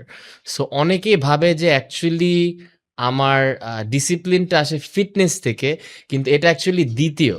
The first thing যেটা আমাকে ডিসিপ্লিন রাখে হচ্ছে সবচেয়ে হেভিয়েস্ট যে ওয়েটটা লিফট করা। সকাল 4টার দিকে I lift my blanket up every single day আমার তাহাজ্জুদ নামাজ পড়ার জন্য। তারপরে যে নোবেল ভাই ইন্সপায়ার্ড মি, আমি আমার সুন্নত নামাজটা পড়ে আমি প্রত্যেকদিন হেঁটে সেই ভোর সকালে আমি ফজরের নামাজটা পড়তে যাই মসজিদে। সো মসজিদে নামাজটা পড়ার পর আমি প্রত্যেক দিন সকালের পরিবেশে আমি অ্যাটলিস্ট মিনিমাম 1 আওয়ার থেকে 90 মিনিট, মাঝে মাঝে 2 ঘন্টা, এটা ডিপেন্ড করে আমার উপরে, আমি একটা লং ওয়াক করি, আমি হাঁটি। বিকজ ওয়াকিং হচ্ছে one of the most underrated exercises to burn fat, metabolism Kickstart করার জন্য এবং ইমিউনিটি বুস্ট আপ করার জন্য। এবং ওই সময়তে আমার ফ্যাট বার্নটা হচ্ছে, আমার দিনটা প্ল্যান করছি আমি, এবং আমার সকালের যে ভিটামিন ডিটা, হ্যাঁ, ন্যাচারাল সানলাইটটা, সকালের পরিবেশটা, তারপর আমি যে নেচার, এই যে প্ল্যান্টস থেকে ফ্রেশ অক্সিজেনটা আমি যে পাচ্ছি, হ্যাঁ। আমি ইন্টারমিটেন্ট ফাস্টিং করি, so fasting has a lot of benefits as well, হ্যাঁ। তারপর ওইটার পর আমি একটা হাইব্রিড অ্যাথলিট, তো আমি স্ট্রেংথ ট্রেনিং করি, আমি ক্যালিস্থেনিক্স করি। সো আমি সকালবেলা জিমে গিয়ে আমার ওয়ার্কআউটটা শেষ করে ফেলি আমার অফিসের আগে। So muscle is the main organ of longevity. So apart from aesthetics, হ্যাঁ, মাসলই কিন্তু আপনার লাগে সবকিছু, মানে টু মুভ সবকিছু অ্যাবাউট। মুভ করতে। এই যে আজকে বয়স্ক মানুষরা কেন, এই যে আমার দাদা ইজ এ ডায়াবেটিস পেশেন্ট, আমার বাবাও একটা ক্যান্সার সার্ভাইভার, হ্যাঁ। তো এই যে যাদের যারা বয়স্ক মানুষ, হ্যাঁ, তাদের জন্য কিন্তু তাদের অনেক বাথরুম অ্যাক্সিডেন্টস হয়। So why? বিকজ এই যে তারা হয়তো স্কোয়াটস করে নাই, ডেডলিফটস করে নাই, পুল আপস করে নাই, হ্যাঁ, বেঞ্চ প্রেস করে নাই, সো বা পুশ আপস করে নাই, ফাংশনাল যে মুভমেন্ট গুলো যেটা আপনাকে এইবল করে আপনার বডিটাকে ইউজ করার জন্য। সো স্ট্রেংথ ট্রেনিং খুবই important to survive and also to improve the quality of your life. Apart from a model, আমি অলসো একটা পায়োনিয়ারিং বিজনেস ফ্যামিলি থেকে আসি। সো আমার family, my grandfather is the founder of Green Delta Insurance. তারপর আমি আমার বাবার সাথে ভ্যানগার্ড অ্যাসেট ম্যানেজমেন্টও, I oversee the business. So apart from a model, আমি অলসো বাংলাদেশকে রিপ্রেজেন্ট করেছি ইন্টারন্যাশনাল স্টেজে। পিসিএ থাইল্যান্ডে আমি বডি বিল্ডিং, মেন্স ফিজিক এবং স্পোর্টস মডেল হিসেবে খেলেছি। So I am also athlete. ওইটার সাথে আই এম অলসো বিজনেসম্যান। তো সবকিছু আমার গুছিয়ে চলার জন্য আমার কিন্তু একটা স্ট্রাকচারে চলতে হয়, হুইচ ইজ ওয়াই এই ৫ ওয়াক্ত নামাজটা আমাকে একটা সুন্দর একটা রুটিন তৈরি করে দেয়। তো আপনি যেটা বললেন যে সব থেকে ভারী ওয়েট যেটা আপনি লিফট জি। করেন সেটা হচ্ছে আপনার কম্বল। আমি অনেক হেভি লিফটিংও করি। আমি যেরকম আমার ওয়েট হচ্ছে 70 কেজি, কিন্তু আমি ডেডলিফট 200 কেজি করি, স্কোয়াট আমি 160, আমি পুল আপস আর চিন আপস ওয়েটেড 2-3 প্লেট দিয়ে করি। But you see, these are not the heaviest weights that I lift. সব the heaviest weight that I lift ওই সকালবেলা, তখন শয়তান যখন ধরে রাখে গলে চাপ দিয়ে যে ঘুম, হ্যাঁ, আমি ঘুমটা স্যাক্রিফাইস করি বিকজ অফ মাই তাওয়াক্কুল। আমি অনেক স্পিরিচুয়াল একটা মানুষ। ইটস মাই বিলিফ ইন আল্লাহ সুবহানাহু তাআলা। যে আজকে যে আমরা কথা বলছি, আমাদের যে হার্টটা বিট করছে, হ্যাঁ, আমাদের আহ, প্রত্যেকটা জিনিস, প্রত্যেকটা ব্লেসিংই কিন্তু ইজ কামিং ফ্রম হিম। আমি যখন নামাজ পড়ি, আই এম টকিং টু আল্লাহ সুবহানাহু তাআলা, and I am also talking to the greatest version of my self which is limitless. হ্যাঁ, তো আমি যখন নামাজ পড়ি প্রত্যেক সময় কিন্তু আমি ম্যানিফেস্ট করছি যে আমার ড্রিমস কি, আমার গোলস কি, আমার পারপাস কি লাইফে। এবং এটা এটা এই দিনে 5 বার, it's like a constant daily reminder of where I should be going. কারণ আমরা as humans we are not perfect. আমাদের প্রোজও আছে এবং আবার cons ও কনজও আছে। আছে।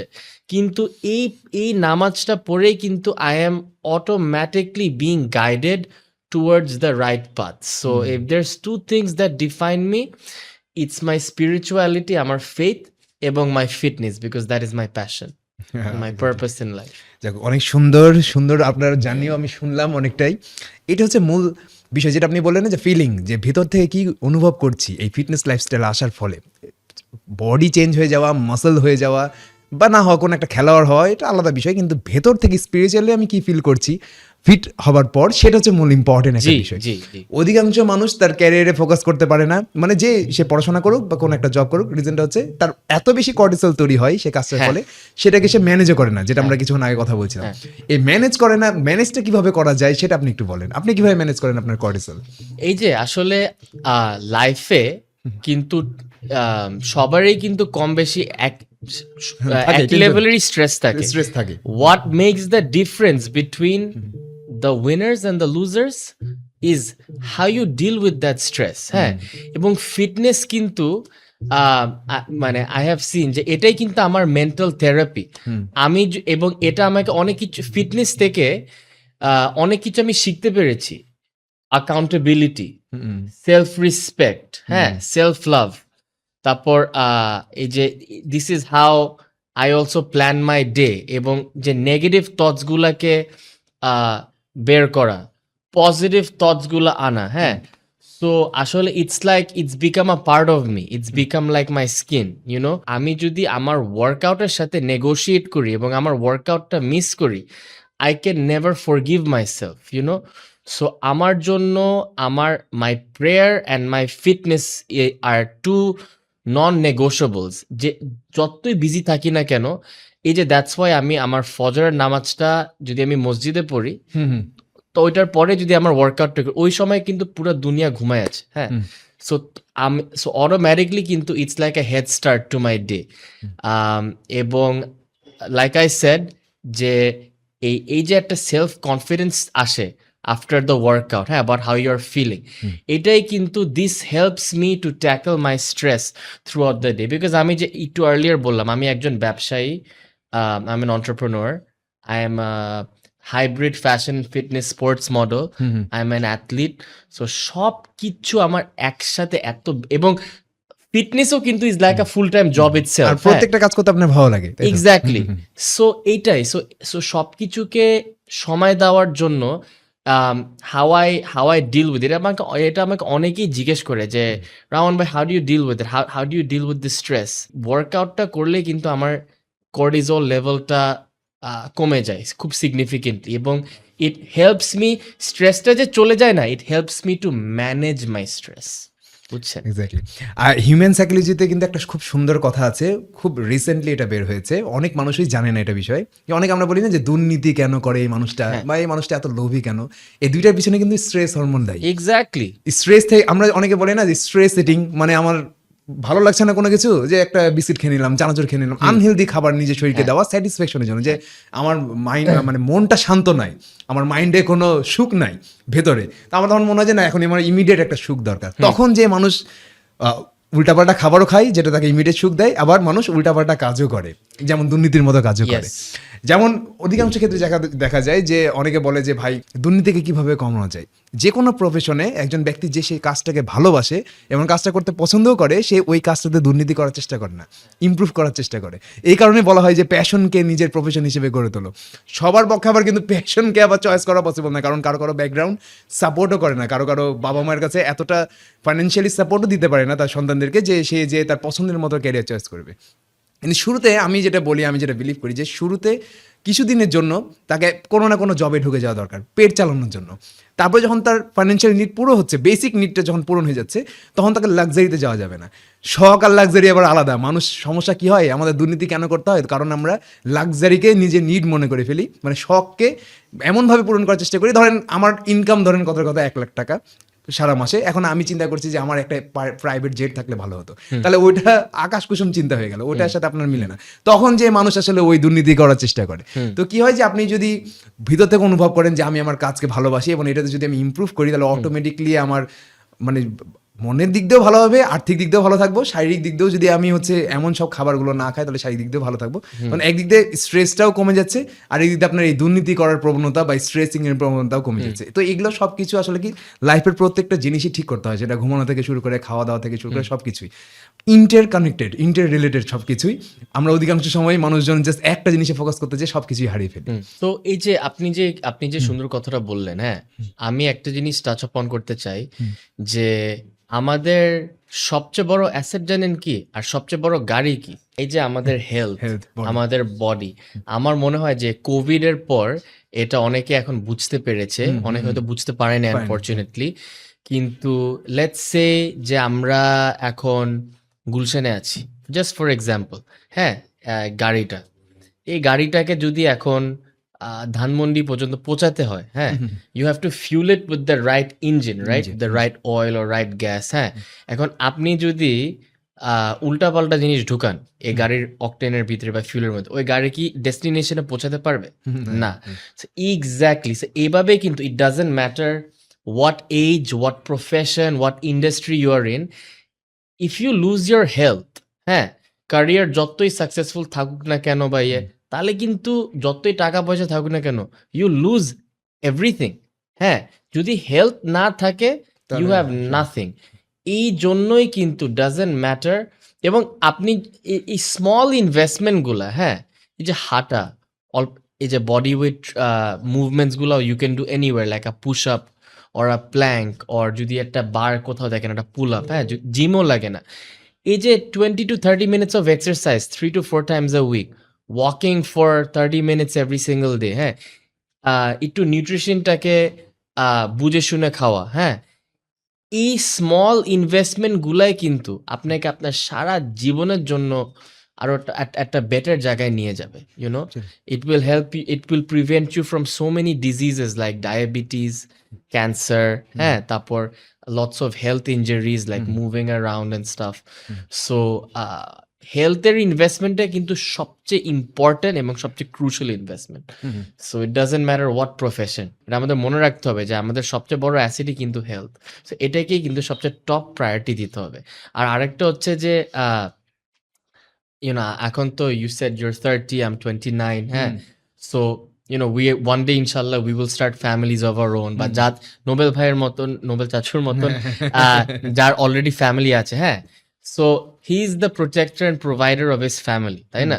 So এখন তার যদি কিছু হয়, তার বাবা-মার কি হবে, হুম, তার বাচ্চাদের কি হবে, তার বউয়ের কি হবে, ইউ নো? হুম, সো এইভাবে করে চিন্তা করতে হবে যে আমি যদি নিজে স্ট্রং না থাকি, হ্যাঁ? What is going to happen to my family? What is going to happen to my loved ones? Hmm, hmm, So if you love them, you also have to love yourself. Hmm, hmm, You have to respect yourself. যে আমার সুস্থ থাকতে হবে। হুম। তাদেরকে মানে আমার নিজেকে বাঁচানোর জন্য এবং তাদেরকে একটা ভালো একটা জায়গায় রাখার জন্য। এই। এই কিছুদিন আগে একটা জোকস ভাইরাল হয়েছিল যে অনেকে বলে যে আমি আমার পরিবারের জন্য জীবন দিয়ে দিতে রাজি আছি, হ্যাঁ। কিন্তু ১ ঘন্টা এক্সারসাইজ করতে ১ রাজি ঘন্টা নেই। এক্সারসাইজ করতে রাজি নাই। আর যত সব উল্টাপাল্টা খাবার খাবার খেতে খেতে রাজি হচ্ছে। হ্যাঁ। আবার তার ফ্যামিলিকে প্রোভাইডও করে উল্টাপাল্টা খাবার। এমন এমন যে হয় কি, আমি অলরেডি ম্যারিড, আমার একটা ছোট বাচ্চাও আছে, ১৪ মাস বয়স। তো আমি কি করি যে আমার বাসায় কখনো আমি আনহেলদি ফুড নিয়ে আসি না। আমরা কিন্তু খাই, এমন না যে ওই যে আপনি বলছেন না যে হেলদি ফুড, আমরা সবসময় হেলদি ফুড নিয়ে কথা বলি, তার মানে এটাই না যে আমরা সারাদিনকার হেলদি ফুডই খাই, যেটা নোবেল ভাইও বলছিলেন যে না উনিও গ্যাপ দেন মাঝে মধ্যে, আমিও করি এরকম, কিন্তু পরিমাণটা কম থাকে, সপ্তাহে ১ থেকে ২ দিন। তো ওই ১ থেকে ২ দিন আমরা বাইরে যেয়ে সব মনের যা ইচ্ছা আছে সবই পূরণ করি আমরা, খাওয়ার রিলেটেড। বাকি দিনগুলোতে আমি বাসাতে আনি না, ইনফ্যাক্ট কেউ গিফট করলো সেগুলো আমি ডাস্টবিনে ফেলে দিই, বা আমাদের বুয়া আছে যারা খেতে পায় না, আসলে কিনে খেতে পায় না যারা চকলেটস, তাদেরকে আমি দিয়ে দিই। সেটা আরও অনেকে আছে, আমাদের জিমে অনেক স্টাফ আছে, তাদেরকেও আমি দিয়ে দিয়েছি। তো এটার রিজনটা কি, যে আমার ফ্যামিলিকে প্রোটেক্ট করা, যে আমি আমার ফ্যামিলিকে প্রোটেক্ট করছি। আমার ওয়াইফকে, হ্যাঁ আপনার সামনে যদি থাকে মুখরোচক খাবার, তাহলে কিন্তু আপনার খেতে ইচ্ছে করবে, যেটা স্ট্রেস ইটিং এর কারণে হয়, আমাদের সবার স্ট্রেস হয়। ইয়েস। ওই সময় স্ট্রেসকে ম্যানেজ করার জন্য আমি হাঁটি, কিন্তু অন্য একজন মানুষ তো নাও হাঁটতে পারে।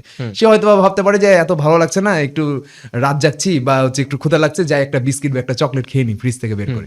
সেটা যেন না থাকে, তার কারণে আমি বাসাতে সবসময় হেলদি ফুড রাখি। তো এই জিনিসটা কিন্তু অন্য সাধারণ মানুষও চাইলে করতে পারবে। এটা কিন্তু করা খুব ইজি, কারণ ধরেন আমার এখন ক্ষুধা লাগেনি, এখন আমার স্ট্রেসও নাই, তো আমি এখনই সরিয়ে ফেললাম সব আনহেলদি খাবার যেগুলো আমাকে খেতে ইচ্ছে করে। তাহলে কি হবে, রাত্রে যখন আমি জাগবো, যখন আমার ক্ষুধা লাগবে, তখন আমাকে ডিম থেকে বের করে একটা ডিম বের করে সিদ্ধ করে খেতে হবে, এক্স্যাক্টলি। যেটা আমি করি নরমালি। যে Exactly. রাতে ক্ষুধা লাগে, আছে কিছু নাই ফ্রিজে, ডিম আছে, Exactly. সিদ্ধ করে খেয়ে নিলাম। এইটা যদি আপনারা করতে পারেন, এইভাবে যদি স্ট্রেসটাকেও ম্যানেজ করতে পারেন, হ্যাঁ। লাইফ থেকে ডিস্ট্রাকশন গুলোকে সরিয়ে, তাহলে আশা করি যে অনেকে উপকৃত হবে। অ্যান্ড দ্যাটস ওয়াই আমরা যারা ফিটনেসকে লাভ করি, হ্যাঁ, হ্যাঁ, এটা হচ্ছে আমাদের দায়িত্ব এখন আমাদের দেশকে শিখানো, ইউনো, আমাদের দেশের যে ম্যাসেজ। এবং দ্য বেস্ট থিং ইজ যে আমাদের মেজরিটি তো ইজ দ্য ইউথ, ইউনো। এবং এই ইউথ কিন্তু এখন আলহামদুলিল্লাহ আমি দেখছি যে পার্কে যখন যাই বা যে কোনো জিমে যাই, হ্যাঁ, বা এই যে ক্যালিস্থেনিক জায়গাগুলো করছে, দেখি বা স্পোর্টস দেখি, এখন দেখছি যে ইউথের যে কনসিয়াস লেভেলটা about their health, about their fitness, সবাই কিন্তু কম বেশি either engaged in a sport বা ইজ ওয়ার্কিং আউট বা এই নিউট্রিশন নিয়ে রিসার্চ। এই যে this is the first step. First step. ইচ্ছাটা থাকতে হবে, হ্যাঁ। এবং সেকেন্ড পার্ট হচ্ছে যে যেটা আমাদের দায়িত্ব হচ্ছে তাদেরকে যে নলেজটা, এই নলেজটা প্রোভাইড করে দেওয়ার জন্য। তারপর বাকিটা হচ্ছে তাদের উপরে, হাউ দে ওয়ান্ট টু এটা, বিকজ এটা এমন একটা জিনিস যে আপনি যত যত একটু ধরে রাখবেন, the dividends you will get from it in terms of longevity in your life is endless. যেমন কিছুদিন আগে আমি একটা পোস্ট করেছিলাম ভিডিওসের মাধ্যমে, তো ওখানে আমি বলেছিলাম যে যারা এক্সারসাইজ বা ফিটনেস বা যে কোনো ধরনের স্পোর্টস রিলেটেড অ্যাক্টিভিটিসের ভিতরে নাই, তারা প্রত্যেকেই নেশা করে। নেশা মানে এটাই না যে তাকে মদ গাঁজা আফিন এগুলোই খেতে হবে, ইয়াবাই খেতে হবে। নেশা মানে সে ফোন স্ক্রলিংও করতে পারে, ফোন স্ক্রলিং করাও নেশা, মানে অতিরিক্ত করা নেশা। তো অনেকে বলেছিল যে ভাই আমি তো মদ গাঁজা কিছু খাই না, তাহলে তার মানে কি আমি এক্সারসাইজও করি না, তাহলে কি আমি হচ্ছে নেশা করি? সে বুঝতে পারিনি ব্যাপারটা, সে ফোন স্ক্রলিং করে, মানে এটাই তো প্রয়োজনের তুলনায় বেশি করে। এটাই তো আসলে আই থিঙ্ক আমরা সবাই, আমরা যারা ডিসিপ্লিন মানুষও আছি, উই অল ফল ভিকটিম। এই যে আমারও নোবেল চাচুর সাথে একটা সিমিলার জিনিস, যে আমি উঠি খুব সকাল সকাল, কিন্তু যে জিনিসটা আমি স্ট্রাগল করি হচ্ছে যে ঘুমটা নিয়ে। হ্যাঁ, আমার নিউট্রিশনটা ইজ অন পয়েন্ট, আমার ফিটনেসটা ইজ অন পয়েন্ট, কিন্তু আমার যে এই 8 আওয়ার্স অফ স্লিপটা, এটা কিন্তু প্রত্যেক রাতের হচ্ছে না। Because as I have so many different, আমি একসাথে এতগুলো ক্যারিয়ার জাগল করি, হ্যাঁ, এতগুলো, এবং আমার ফ্যামিলিতে আই এম দ্য অনলি সান। এখন সবাই কিন্তু is a senior citizen in my family. তো আমার ক্যারিয়ার, আমার ফ্যামিলি, সব কিছু আমার আর অলসো আমার মা থাকে বিদেশে, আমেরিকায়। সো আম্মুকে একটু টাইম দিতে হয় বাসায় এসে, হ্যাঁ। সো ঘুমাতে ঘুমাতে সবকিছু মিলায় না, ওই নোবেল চাচুর মতনই 12টা, 12:30, 1টা। তো এই জিনিসটা নিয়েও আমি অ্যাকচুয়ালি স্ট্রাগল অ্যান্ড অলসো ওই what I fall victim to এই ঘুমানোর আগে এই যে যখন ফাইনালি একটু নিজের কাছে একটু সময় পাই, এই যে ফেসবুক, ইনস্টাগ্রাম, আমি তো for example I post for purpose, তাই না? আমি আমার পেজে আমার কন্টেন্টই পোস্ট করে তারপর আই ট্রাই যে নিউজ ফিডটা না দেখতে, বাট মাঝে মাঝে চোখ পড়ে যায়, হ্যাঁ। এবং এইটাই কিন্তু এই যে ব্লু লাইট স্ক্রিনটা, এইটা যখন চোখের ভিতরে ঢুকে যায়, ঢুকে হ্যাঁ, যায়। হুম। যখন ব্রেনের ভিতরে যায়, বডির ভিতরে যায়, তখন কি হয়, এই যে অনেকে যে আমার ফ্রেন্ডসরা ওরা যে নেটফ্লিক্স দেখে রাত্রে বাইরে, doesn't matter how tired you are, doesn't matter how active you have been throughout the day, এই জিনিসগুলো কিন্তু মানে ব্রেনকে এমনভাবে ওয়্যার করে রাখে যে রাতের ঘুমটা কিন্তু ওইখানেই শেষ। হুম। আর আসলে মানে আগের কালের দিনের মানুষরা না, they live the right way. যে আমার দাদা দাদুর কথা যদি বলি বা তাদের ইউনো, ওরা কিন্তু আমি দেখি যে আমার দাদা কিন্তু ঠিকই সে ৯টা ৯:৩০ মধ্যে ঘুমায় যায়, আবার সে ঠিকই ফজরের জন্য ওই ডিপ স্লিপটা নিয়ে ওঠে। এজন্যই কিন্তু তারা এবং এখন তো ওনার বয়স হয়ে গিয়েছে, বাট আমার দাদি তাকে প্রত্যেক দিন মর্নিং ওয়াকের জন্য নিয়ে যেত। সে এই জন্য এখনো আলহামদুলিল্লাহ touch wood he is still here with us, you know. So আসলে আল্লাহ কিন্তু আমাদেরকে রাত দিয়েছে ঘুমানোর জন্য এবং দিন দিয়েছে ভোরবেলার থেকে উঠে। এই যে আপনি যদি ফজর থেকে উঠে জাগা থাকেন এবং আপনার কাজ শুরু করেন, জোহর পর্যন্ত ৭, ৮, ৯ ঘন্টা আনইন্টারাপ্টেড ডিপ ওয়ার্কের সময় আছে। তারপর জোহর থেকে আসর পর্যন্ত ইউ হ্যাভ অ্যানাদার 3.5 hours। তারপর আসর টু মাগরিব could be 90 minutes, it depends on the season, না? সো মাগরিবের মধ্যে ইউ আর সাপোজ টু মানে have accomplished so much in the day, যে রাতের মধ্যে অটোমেটিক খেয়ে মানে ঘুম চলে চলে আসবে। আসবে। তা আমাদের এই মডার্ন ওয়ার্ল্ডে উইথ ওয়ার্ক এন্ড এভরিথিং আসলে অপোজিটটা হয়ে গেছে, হ্যাঁ। মানুষ রাত জাগা থাকে আর দিনে উঠতে কষ্ট হয় বা সো আমার মনে হয় যে আমরা যত we go back to our ancestral roots which is made us thrive. হ্যাঁ, আমি যদি একটু বলি, আমি একটু আমার লাইফটাকে যেভাবে লিড করি, আমি আসলে আমাদের আগের অ্যানসেস্টার্সদের মতনই লিড করি। কারণ আমি যে বললাম একটু আগে, আমি ইন্টারমিটেন্ট ফাস্টিং করি, হ্যাঁ। ফাস্টিং কিন্তু is so beneficial for us. এই যে মেন্টাল ক্ল্যারিটি, ফ্যাট বার্ন হয়, কোনো মাসল লস হ্যাঁ। হয় না বিকজ গ্রোথ হরমোন অ্যাক্টিভিটি থেকে সেলস রিপেয়ার হয়, এবং ইউনো খাওয়ার পর তো আমাদের বডি একটা ডাইজেস্টিভ মোডে চলে যাবে, রাইট? সো আমার জন্য আমি যখন খাই তখন I feel tired, you know. So এই জন্য it allows me to be more efficient with my time and productive, you know. So আমি ফাস্ট করি। তারপর আমাদের যে অ্যানসেস্টাররা, ওদের তো ফুড আর শেল্টারের জন্য they had to walk thousands and thousands of miles, এবং the women used to protect and nurture the family while the men used to, ওইটা ওয়ার্কআউটটা ছিল, would go and hunt ওইটাই, ওই যে আমি for the food। যত ধরনের জিমের এক্সারসাইজ আছে সব কিন্তু আমাদের ফাংশনাল মুভমেন্টই। এক্স্যাক্টলি। যেমন ধরেন স্কোয়াট করছি, আমরা তো আগে কি করতাম যে ভারী কোনো পাথর নিচ থেকে উপরে তুলতাম, দিয়ে হেঁটে নিয়ে কিছু দূর যেয়ে আবার বাসা বানাতাম, অথবা এখনো করে কৃষকরা ভারী ধানের বোঝা ঘাড়ের উপরে তুলে দিয়ে আসছে, সেটা কিন্তু ফাংশনাল মুভমেন্ট স্কোয়াট। তারপরে হচ্ছে ফার্মার্স ওয়ার্ক করি আমরা, হাতে হচ্ছে দুই বালতি নিয়ে বা অন্য কোনো ভারী বোঝা নিয়ে। এই যে গ্রামেই দেখেন, ওরা কিন্তু they lead much more simple but much healthier lives, কারণ তারা functional movement করছে। শহরে থাকি because we are you know absorbed with so much technology and so much societal stress, যেটা আমরা নিজের ঘাড়ের উপরেই ফালাই, হ্যাঁ। যে we are at the end of the day we are the ones that are suffering, you know. So আসলে লাইফটাকে যত সিম্পল করা যায় ওইটাই কিন্তু বেস্ট, কারণ মনের শান্তির উপরে কিছু নেই। তারপরে হচ্ছে ওই আরো জিনিস অ্যাড করতে চাই, যেমন কৃষকরা দেখবেন অনেক সময় যে ভ্যান ঠেলি আমরা, এটা কিন্তু এক ধরনের বেঞ্চ প্রেসের মতোই। আবার মাছ ধরার সময় আমরা মাছ ধরে যখন টেন তুলছি না, এটা কিন্তু রোয়ের মতো, শোল্ডার্স। তো এইগুলো কিন্তু সব ধরনের ফাংশনাল মুভমেন্ট যেগুলো গ্রামের একজন কৃষক কিন্তু করতো, এটা হাজার হাজার বছর ধরেই করে আসছে। শহরে আসার পর মানুষ আর ওই মুভমেন্টগুলো করছে না, কিন্তু আমাদের বডি কিন্তু ওই মুভমেন্টগুলোর জন্যই তৈরি হয়েছে। আমাদের যতগুলো মাসল আছে, প্রেশার না পেলে মাসল লস হয়, যেটা কিছুক্ষণ আগে ব্যাক স্টেজে একজন আছেন, আন্টি আছেন আমাদের, যারা ব্যাক স্টেজে, তার আম্মু আছেন আজকে এখানে, তো তিনি আমাকে বলছিলেন, তো আমরা কি করছি, মাসলকে একটু প্রয়োজনীয় তুলনায় অনেক কম ইউজ করছি, যার কারণে মাসল লস হয়ে যাচ্ছে। স্কেলেটন বোনের সাথে মাসল থাকে, মানে হাড়ের সাথে নারী পুরুষ সবার থাকে।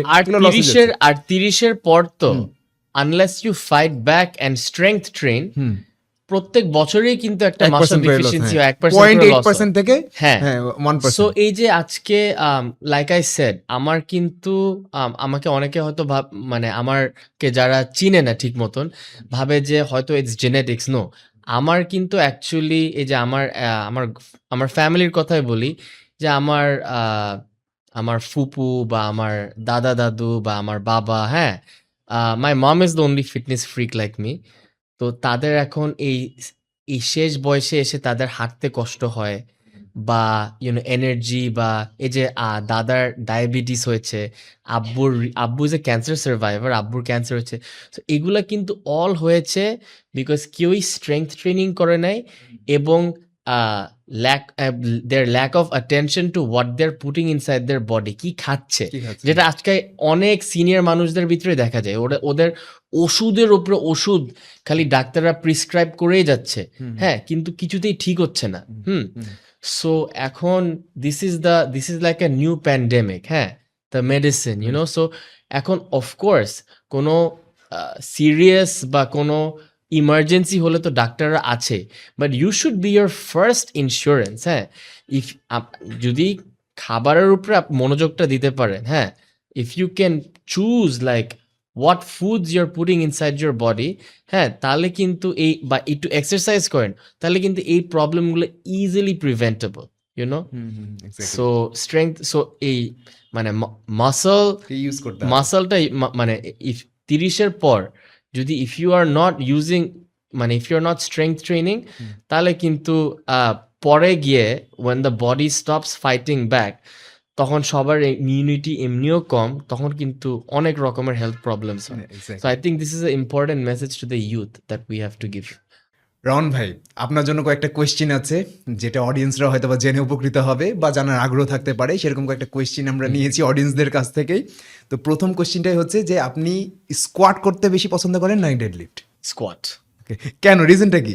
ডেডলিফটে আমি আরো ওয়েট নিই, আচ্ছা যে বললাম 200 কেজি ইজ মাই বেস্ট, স্কোয়াটে 160। আসলে আই ফিল লাইক আমার আরো অনেক পোটেনশিয়াল আছে এখানে ডেভেলপ করার, আর আই ফিল যে I am stronger in this movement, কারণ একদম পারফেক্ট যে গ্লুটস একদম মাটি পর্যন্ত নামাতে হয়, হ্যাঁ, এবং আমি অলওয়েজ 1 সেকেন্ড হোল্ড করি, করে তারপর আমি উঠি। সো আর আসলে দোনোটাই তো একদম একদম ভাইটাল এক্সারসাইজ, কিন্তু স্কোয়াটটা করলে যে পুরা, এবং আসলে আমাদের আপার বডি স্ট্রেংথও কিন্তু আসে আমাদের লেগস থেকে, এবং লেগস কিন্তু সবচেয়ে important muscle apart from your core, হ্যাঁ, এবং ওইখান থেকে কিন্তু আমার পাওয়ারটা জেনারেট হয়, যে টেস্টোস্টেরনটা, যে ব্লাড ফ্লোটা।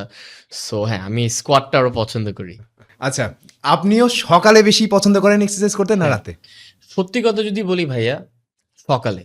কারণ এই যে নামাজের পর হাঁটার পর আমি যদি আমার ব্যায়ামটাও সেরে ফেলতে পারি না, তাহলে আমার দিনে আসলে এত দায়িত্ব যে আমার এই 3টা মেইন জিনিস শেষ, এখন now that my exercise is done, আমি সারা দিন আমার কাজ হোক, আমার ফ্যামিলি হোক, আমি বা আমি যদি একটু নিজেকে একটু সময় দিতে চাই, আমি দিনটা রিল্যাক্স ভাবে কাটাতে পারি, হ্যাঁ। And I also like to pray আমি যেখানেই থাকি না কেন, জোহর, আসর, মাগরিব, এশা, I like to pray in the mosque, in congregation. তো ওইটা ইটস যেরকম কাজ থেকে it's a peace of mind, so it allows me to do that. Whereas যে আমি যদি কোনো কারণে বা হয়তো আমার I didn't get enough rest, আমি সামটাইমস ওই সেম একই কারণের জন্য নোবেল চাচুর মতন আমি হাঁটার পর আই গো ব্যাক, যদি যে রাত্রে আমার ঘুমটা একটু কম হয়েছে, তো 1-2 ঘন্টা ন্যাপ নিয়ে তারপর কাজে যাই, তারপর কাজ থেকে আমার ধরেন বিকাল বা সন্ধ্যাবেলা জিম করতে হয়। তো কেন আমার ইভেন তো আমার পারফরমেন্স একই থাকে, হ্যাঁ, জিনিসটা কি যে পরে ব্যায়াম করলে না, এই যে সবকিছু রোবাস্ট হাসল এন্ড বাসেলের মধ্যে ব্যায়ামটা করতে আমি পিসটা পাই না, 1। 2 হচ্ছে যে আমার ওয়ার্কআউটের পর আমার গাটা অনেক অ্যাক্টিভেটেড হয়ে থাকে, ব্লাডটা গরম, রক্তটা গরম হয়ে থাকে। সো ঘুমাতেও কিন্তু একটা তখন যে হাই এনার্জি যেটা সকালে থাকা উচিত ওটা রাতে চলে আসে। সো ঘুমাতেও একটু দেরি হয়ে যায়। সো আই প্রেফার যে মাঝে মাঝে তো হয়, বাট আই প্রেফার সবসময় সকালে ব্যায়াম করা, কারণ আমি লাইক আই সেড আমি ফজরের পর যদি আমি জেগে থাকি তাহলে আমার ব্যায়ামটা হয়ে যায়, তাহলে it gives me that high energy to go into the rest of my day and apply that so আর অলসো হয়ে যায়। তো আপনারা নোবেল ভাইয়ের দুইজনে দুই রকম অ্যান্সার পেলাম, আর দুইটাই কিন্তু ঠিক। হ্যাঁ। আমি একটু আগে বলছিলাম যে বেস্ট প্ল্যান হচ্ছে যেটা আপনি এনজয় করেন, এখানে কোনো ডিফারেন্সই নাই, রাতে করা সকালে করা একই, যদি আপনার ফুড হ্যাবিট আর হচ্ছে ঘুম ঠিক থাকে যে কোনো এইটাই। টাইমে আর আরেকটা হচ্ছে যে আমার জন্য আরো মানে ওয়ার্কআউটে আরো শান্তি পাই সকালে করে, কারণ এই যে আমি অফকোর্স আমি যখন ওয়ার্কআউট করি তখন that is my me time, so doesn't matter what, আমি আমার মোবাইলটা আমার আমার লকারে রেখে আসি, কারণ নাহলে ব্যায়ামের মধ্যে ইন্টারাপশন হয়, সকালে কেউ ফোনও করে না, বাট সকালবেলা কিন্তু সবাই ঘুমায় আছে ওই সময়, সবাই ঘুমিয়ে আছে। সো আমি I get a head start to my day, so এই জন্য আই অলওয়েজ প্রেফার যে সকালে ব্যায়ামটা করা। এক্স্যাক্টলি, এই জিনিসটা আমি অনেক প্রফেশনালদেরকে বলি যারা অনেক ব্যস্ত থাকে পরবর্তী সময়ে সারাদিনে, তারা যেন সকালেই করে নেয়, তাহলে মিস যাওয়ার চান্সটা কমে। এক্স্যাক্টলি। আপনার পক্ষে ভাত ছাড়া থাকা পসিবল কিনা? ফার্স্ট অফ অল হ্যাঁ পারবো, কারণ আমি আমার নিজেকে যেভাবে ডিসিপ্লিন ভাবে লিড করি, আমি আমার খুবই কষ্ট হবে, কিন্তু আমি চাইলে কিন্তু পারি, বাট আমি করব না, কারণ আমি অ্যাকচুয়ালি প্রত্যেক দিনই ভাত খাই। আমি প্রত্যেক দিনই সাদা ভাত খাই আমার ডিনারে, with my protein, choice of protein, হোক সেটা মুরগি বা মাছ বা স্টেক বা ডিম, বাট এবং অলসো হোয়াইট রাইস কিন্তু is a very healthy source of carb, হ্যাঁ, এবং মাসলটা রিবিল্ড হওয়ার জন্য কিন্তু তার এনার্জি লাগে, হ্যাঁ, এবং কার্বসই কিন্তু সেই এনার্জি, এবং মাসলটা ফুলে থাকার জন্য যে গ্লাইকোজেনটা যেটা আমরা বলি ওইটার জন্য কিন্তু আমাদের কার্বস লাগে, হ্যাঁ। সো আমি আসলে হোয়াইট রাইস প্রত্যেক দিনই খাই রাতে, আমার রাতের মিলের সাথে, সো এটা আসলে ছাড়া ইটস আ কি ইনগ্রেডিয়েন্ট। তো ভিউয়ার্স যারা আছে তারা অবশ্যই বুঝবে যে কার্বোহাইড্রেট আসলে প্রবলেম না, প্রবলেম হচ্ছে যে উনি কিন্তু কার্বোহাইড্রেট খায়, উনি কিন্তু ভাত খায় বলছে, কিন্তু প্রোটিন পরিমাণ অনেক ভালো থাকে, পরিমাণে থাকে। আমাদের সমস্যাটা যেটা আমরা সামান্য পরিমাণে প্রোটিন, সামান্য, হ্যাঁ, প্রচুর কার্বোহাইড্রেট, যেটা আমি দেখি আসলে, এটা আমি আমার কর্পোরেট কাউন্টারপার্টদেরকেও বলি যে আমি দেখি যে, কারণ জিনিসটা কি, যারা বসে কাজ করে, অনেক কাজ করতেছে বাট বসে বসে, সো হাঁটা চলাও হয় না, ব্যায়াম তো নাই, প্লাস খুব সেডেন্টারি লাইফ লিড করছে, কারণ বসে বসে কাজ করছে, রাইট? সো এবং যে কর্টিজল লেভেলটা স্পাইক হয় ওইখান থেকে, সো যখন লাঞ্চ ব্রেকে দেখি যে প্রোটিন অংশটা অনেক কম আর ভাতটা অনেক বেশি, সো এইটা কিন্তু is also a detriment to their health, মানে over the long span of time, কারণ পোর্শনটা বুঝতে হবে। সো কার্ব তো is our energy source, however প্রোটিনটা হাই থাকতে হবে, সেটাই, কারণ protein is what builds the muscle and burns the fat তাহলে এন্ড রোজ কিপস ইউ সেটিয়েটেড, খিদাটা সেটিয়েটেড করে। রোজ ভাত খাওয়া যাবে, কিন্তু সেখানে প্রোটিন অ্যাড করে Protein বেশি add বেশি করে করতে খেতে হবে, হবে। হ্যাঁ। এমন একটা অভ্যাস বলেন যেটা নিয়ে আপনি আসলে আফসোস করেন যে না থাকলে ভালো হতো। সো আমি তো আমার একমাত্রই নেশা হচ্ছে যে ফিটনেস, হ্যাঁ, আর আমি তো যেহেতু I also have high spirituality, আমার এই যে আমার যা এই যে অ্যাজ আ ইয়াং ম্যান, আগে ধরেন যা আমি কখনো স্মোক করতাম না, বাট আগে যা হয়তো সবারই ইয়াং বয়সে অভ্যাস যেটা ছিল, ড্রিঙ্কিং আমি তো সবই ছেড়ে দিয়েছি, কিন্তু আমার একটাই নেশা, সেটা হচ্ছে জিমের সাথে সনা স্টিম, হ্যাঁ, এইটা না করলে আমার মানে মাথা ঠিক থাকে না। সো আর কি, কারণ আমি যেই হাই ইন্টেন্সিটি ওয়ার্কআউট করি, এটা কিন্তু ইট হেল্পস, মানে আমার আর অলসো আমার যেরকম স্ট্রেচিংটা খুব একটা করা হয় না আমি, সো এই জন্য এই সনাটা really helps me relax after a long day. আর তারপর আমাদের যে এখন বাইরে যে এয়ার পলিউশনটা, হ্যাঁ, তো আমার সব টক্সিনস গুলা বের করে দেয়, good for skin, good for heart, হ্যাঁ, good for cardiovascular health, so অনেক অনেক বেনিফিটস আছে একটা সন। সো আমার এই একটাই খারাপ নেশা যে প্রত্যেক দিন ব্যায়ামের পর এই সনা স্টিমটা 10 মিনিটের জন্য হলেও করতে হয়, আর যেটা it's one of the amenities আমার জিমের মধ্যে, আমি এইটা আমি খুব ইউজ করি। আর এখন আমাকে জানান যে একটা অভ্যাস যেটা নিয়ে আপনি খুব প্রাউড ফিল করেন যে খুব ভালো হয়েছে যে এই অভ্যাসটা করতে পেরেছেন। I am early raiser. এই যে আসলে আমি প্রেইং ফজর থ্যাঙ্কস টু নোবেল চাচু, আমি তো সবসময় 5 ওয়াক্ত নামাজ পড়তাম, it's for more than 10 years now, but এই যে আমি যে অভ্যাসটা তৈরি করেছি যে এই সকালবেলা, ভোরবেলা নো ম্যাটার হোয়াট, এই যে ফার্স্ট জিনিসটা সবচেয়ে হার্ডেস্ট জিনিসটা করতে যে ব্ল্যাঙ্কেটটা মুভ করে আল্লাহর জন্য মসজিদে গিয়ে নামাজ পড়া, হ্যাঁ? আমি যদি এটা করতে পারি তাহলে আমার সারা দিনে ব্রিং ইট অন, যেই কোনো প্রবলেম আনো আমি কনফিডেন্টলি ট্যাকেল করতে পারবো। So I am very proud of my self, শুকর আলহামদুলিল্লাহ, যে এই অভ্যাসটা কনসিস্টেন্ট ভাবে ধরে রাখতে পেরেছি। আর আরেকটা হচ্ছে যে ডাজ নট ম্যাটার যে মানে যদি সকালেও ওয়ার্কআউটটা না করতে পারি, যতই রাত হোক আমার ওয়ার্কআউট আমি মিস করব না। এইটা কারণ এই জিনিসটাই কিন্তু আজকে আমাকে ধরে রেখেছে। এবং আরেকটা হচ্ছে যে my discipline with food, you know, আমি অফকোর্স আমি সবার মতন আই এম নট পারফেক্ট।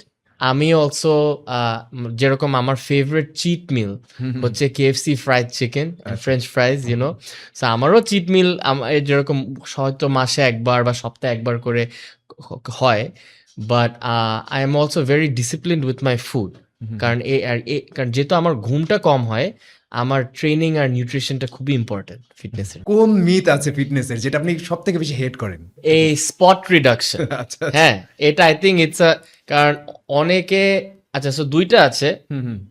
একটা হচ্ছে যে মানুষ সবচেয়ে কুইক ফায়ার রেজাল্টস চায়, যে আমি জিমে যাব, আমার সাথে সাথেই 6-8 প্যাক অ্যাবস হয়ে যাবে, মাসলস হয়ে যাবে, আবার আমি আমার এই জায়গাটা কমাইতে চাই, এই জায়গা, you can do that.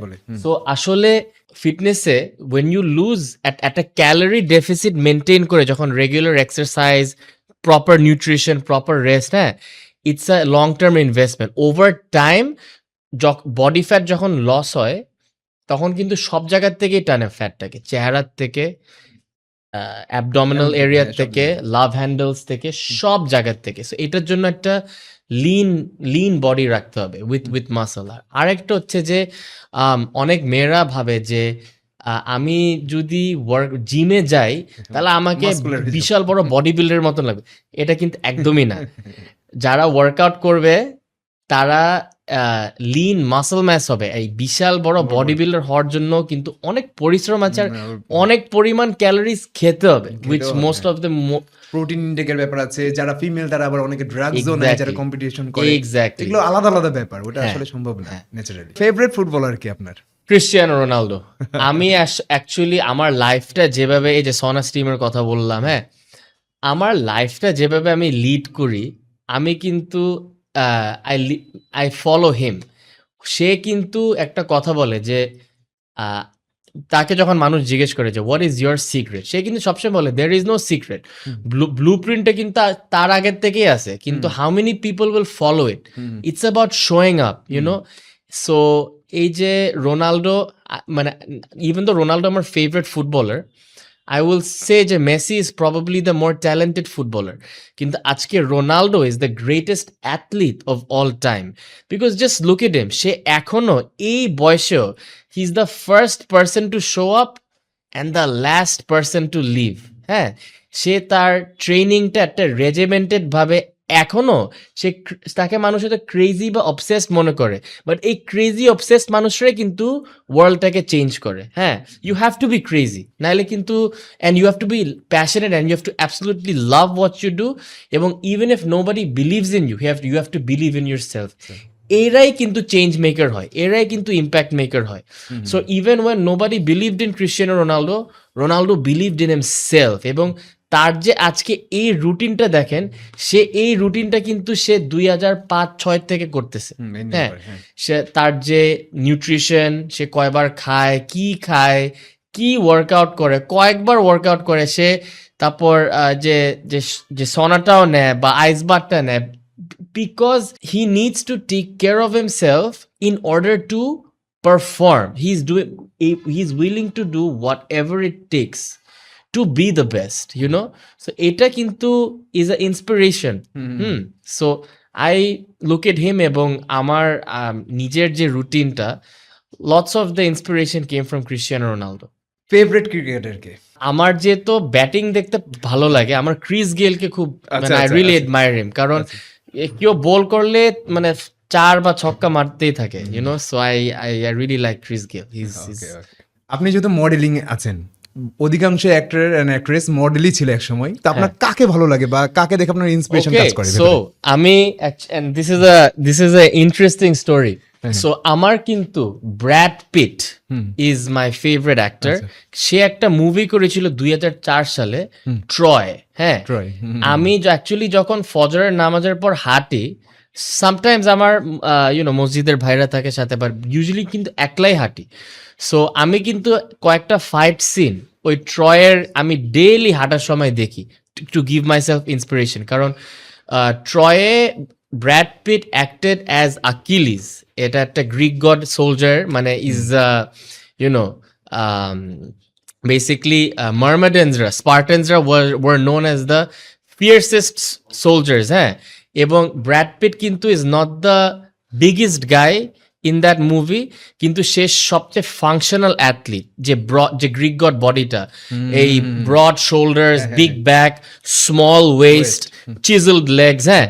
So the functional aesthetic body, হ্যাঁ, যেটা সবচেয়ে অপটিমাল ফর হেলথ, যেটা বিচেও সুন্দর লাগে, কাপড় পরলেও সুন্দর লাগে, একটা যেই দেখে ইমিডিয়েটলি সে দ্য অরা শিফটস, বিকজ সে আপনাকে রেসপেক্ট করে আপনার ফিজিকের জন্য, because it shows that you are a discipline person, এবং they automatically respect you so আমার that's my favourite movie of all time, Troy. এবং যে Brad Pitt, he acted in that movie, so ওই he's my favorite actor. Okay I'm not a bodybuilder. I'm a hybrid athlete. My goal is to have that functional aesthetic physique, যেটা শুকর আলহামদুলিল্লাহ আমি আজকে build করতে পেরেছি after 10 years of training, এবং এটা শেষ নাই, ইমপ্রুভমেন্টের শেষ নাই।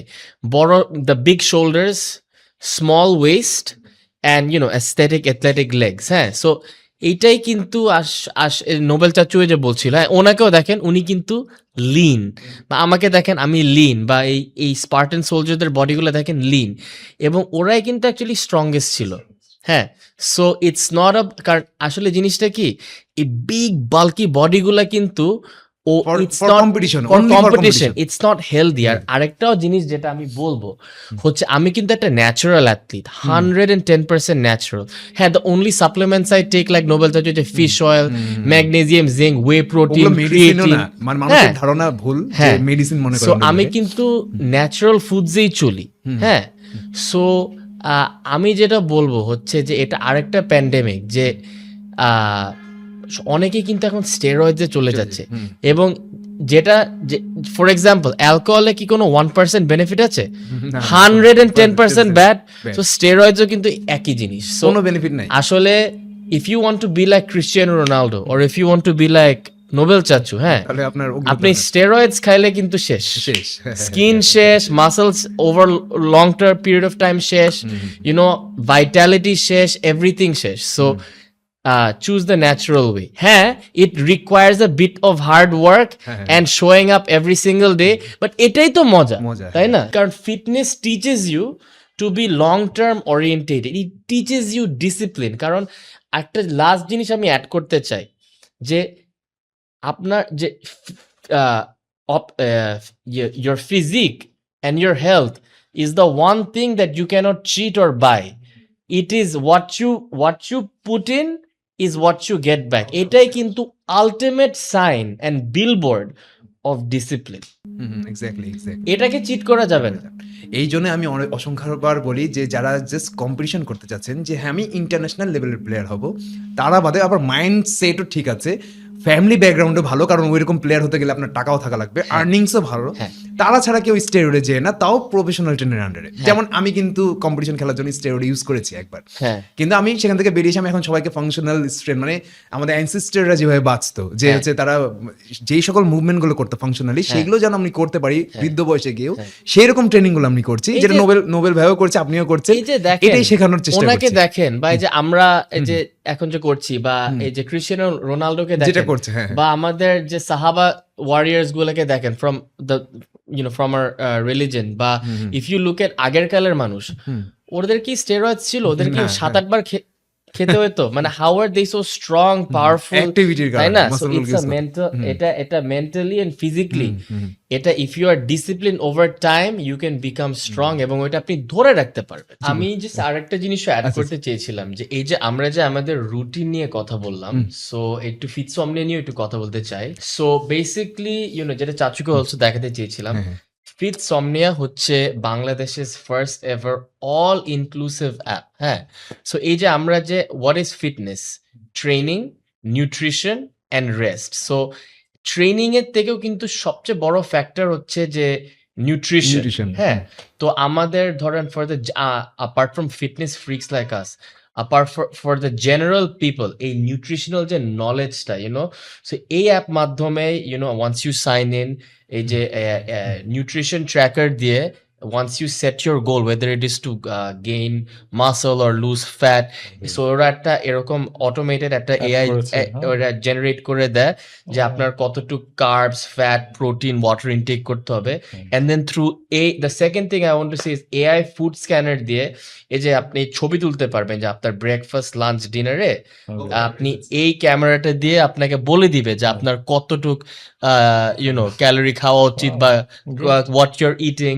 তারপর অলসো উজ্জীবক একটা এআই জেনারেটেড চ্যাট আছে যে for anyone that has maybe diabetes or cancer anybody কোনো ফিটনেস রিলেটেড প্রশ্ন যদি থাকে এখানে তারা জিজ্ঞেস করতে পারবে তারপর অলসো একটা কোচেস সেকশনও আছে যে whether you are living in Bangladesh or abroad বাংলাদেশের যে সব টপ সার্টিফাইড যে ফিটনেস কোচেস তাদের নিজস্ব প্ল্যান দেওয়া আছে বা nutritional experts হ্যাঁ এখানে you can get all inclusive over here আর আরেকটা হচ্ছে যে আমরা তো যেরকম we love fitness এবং আমরা whether we are with people or not with people আমরা we can do that but যাদের একটু মোটিভেশন নিয়ে সমস্যা আছে so you can also find fitness buddies through this app and also nearby gyms আপনার location অনুযায়ী so it really is like a life-changing app for people to gain more knowledge and also to find the right guidance so চাচু আপনার থটসটা কি ফিটসমনিয়া নিয়ে how can it do on a local and international platform Bangladesh first of all আমি এত idea ছিল না যে এই ফিটসমনিয়া এটাতে এত ইনফরমেটিভ এত ডিটেইলিং করা আছে আসলে দুইটা জিনিস হতে পারে একটা হলো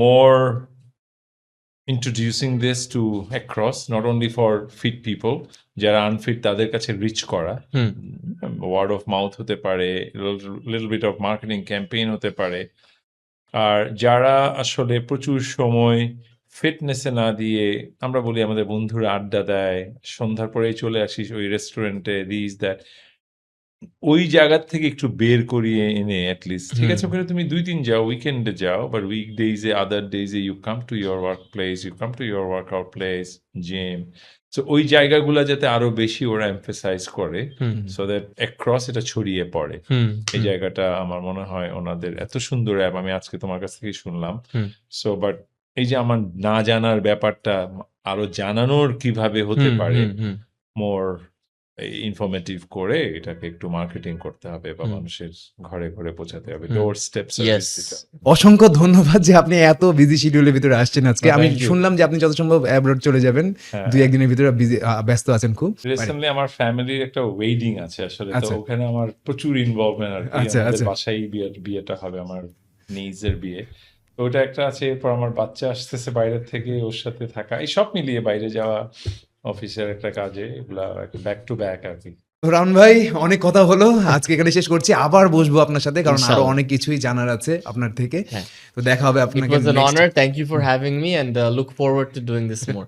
thank you so much for coming তো ভিউয়ার্স আপনারা যারা এতক্ষণ পর্যন্ত এই পডকাস্টটি দেখলেন পুরোটাই শুনলেন আশা করি আপনারা অনেক কিছুই জানতে পেরেছেন আপনারা এটাও জানতে পেরেছেন যে কিভাবে সব ধরনের রেসপন্সিবিলিটিস যেটা আমাদের 40-এর পর 50-এর পর আমাদের লাইফে এসে পড়ে বউ বাচ্চা থেকে শুরু করে ফ্যামিলি ক্যারিয়ার সব কিছুর পরও কিভাবে ফিট থাকা যায় এবং একটা বয়স পর ওষুধ না খেয়েও কিভাবে সুস্থ থাকা যায় এই সমস্ত কিছুই আমাদেরকে আসলে কি আমাকে অনেক বেশি ইন্সপিরেশন দিয়েছে মূলত আমি সবসময় এমন সব মানুষদের সাথে মেশার চেষ্টা করি যারা আসলে পজিটিভ কথা বলে পজিটিভ চিন্তা করে পজিটিভিটি শেখায় ভালো ভালো কথা শেখায় শুধুমাত্র শেখায় না তারা রিয়েল লাইফে এক্সাম্পলও দেয় সবসময়, যেটা নোবেল ভাই আসলে একটা রিয়েল লাইফ অ্যাম্বাসেডর আমাদের জন্য, ফিটনেসের জন্য একটা অ্যাম্বাসেডর।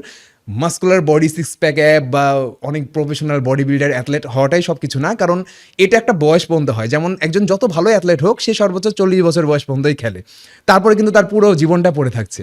সেই অনেক অ্যাথলেট আপনি দেখবেন যে 40 বছর পর্যন্ত অনেক ফিট থাকে, তারপরে কিন্তু ঠিকই তার আনফিট হয়ে যায়, তারপরে হয়তো বা বিভিন্ন ধরনের রোগ বালার ভিতরে পড়ে যায়। কিন্তু মডেল নোবেল, যিনি ক্রিকেটে ভালো করবে বলে এক্সারসাইজ শুরু করেছিলেন, তিনি পরবর্তীতে সেই ফিটনেস জার্নির যে বেনিফিটগুলো সেগুলো ফিল করতে শুরু করেন, এবং ফিল করার পর সেগুলো তার একদম সারা জীবন বন্ধ, অর্থাৎ তিনি যতদিন জীবিত থাকবেন ততদিনই তিনি ঠিকই কন্টিনিউ করবেন। কারণ কি, তিনি বুঝে গেছেন এগুলোর বেনিফিট। তো আমরা যারাই শুরু করছি, আমরা রেজাল্টের পেছনে যাব না, আমরা দেখব ফিলিংসের পেছনে। অর্থাৎ জার্নিটা শুরু করার পর বা ওই প্রোডাক্টিভ কাজ শুরু করার পর আমি মানসিকভাবে কেমনটা অনুভব করছি, সেটা হচ্ছে আপনাকে লং টার্মে সাস্টেন করাবে ফিটনেস জার্নিতে। তো আশা করি আপনারা এমন মেন্টালিটি নেবেন, আমিও চেষ্টা করছি এমন মেন্টালিটি অ্যাডপ্ট করার, অনেকটাই পেরেছি, এবং ভবিষ্যতে আরও অনেক সুন্দর সুন্দর টপিক এবং কন্টেন্ট আমরা নিয়ে আসার চেষ্টা করব, যেগুলোতে আসলে আপনারা রিয়েল লাইফ এক্সাম্পল যারা বহন করছে সমাজে, যারা রিয়েল লাইফে করে দেখাচ্ছে, এরকম মানুষদেরই আমি আনার চেষ্টা করব আমার পডকাস্টে এবং আমার শোতে। তো প্রথম পডকাস্ট শোটি কেমন হয়েছে জানি না, কোনো সাজেশন থাকলে আপনারা অবশ্যই জানাবেন।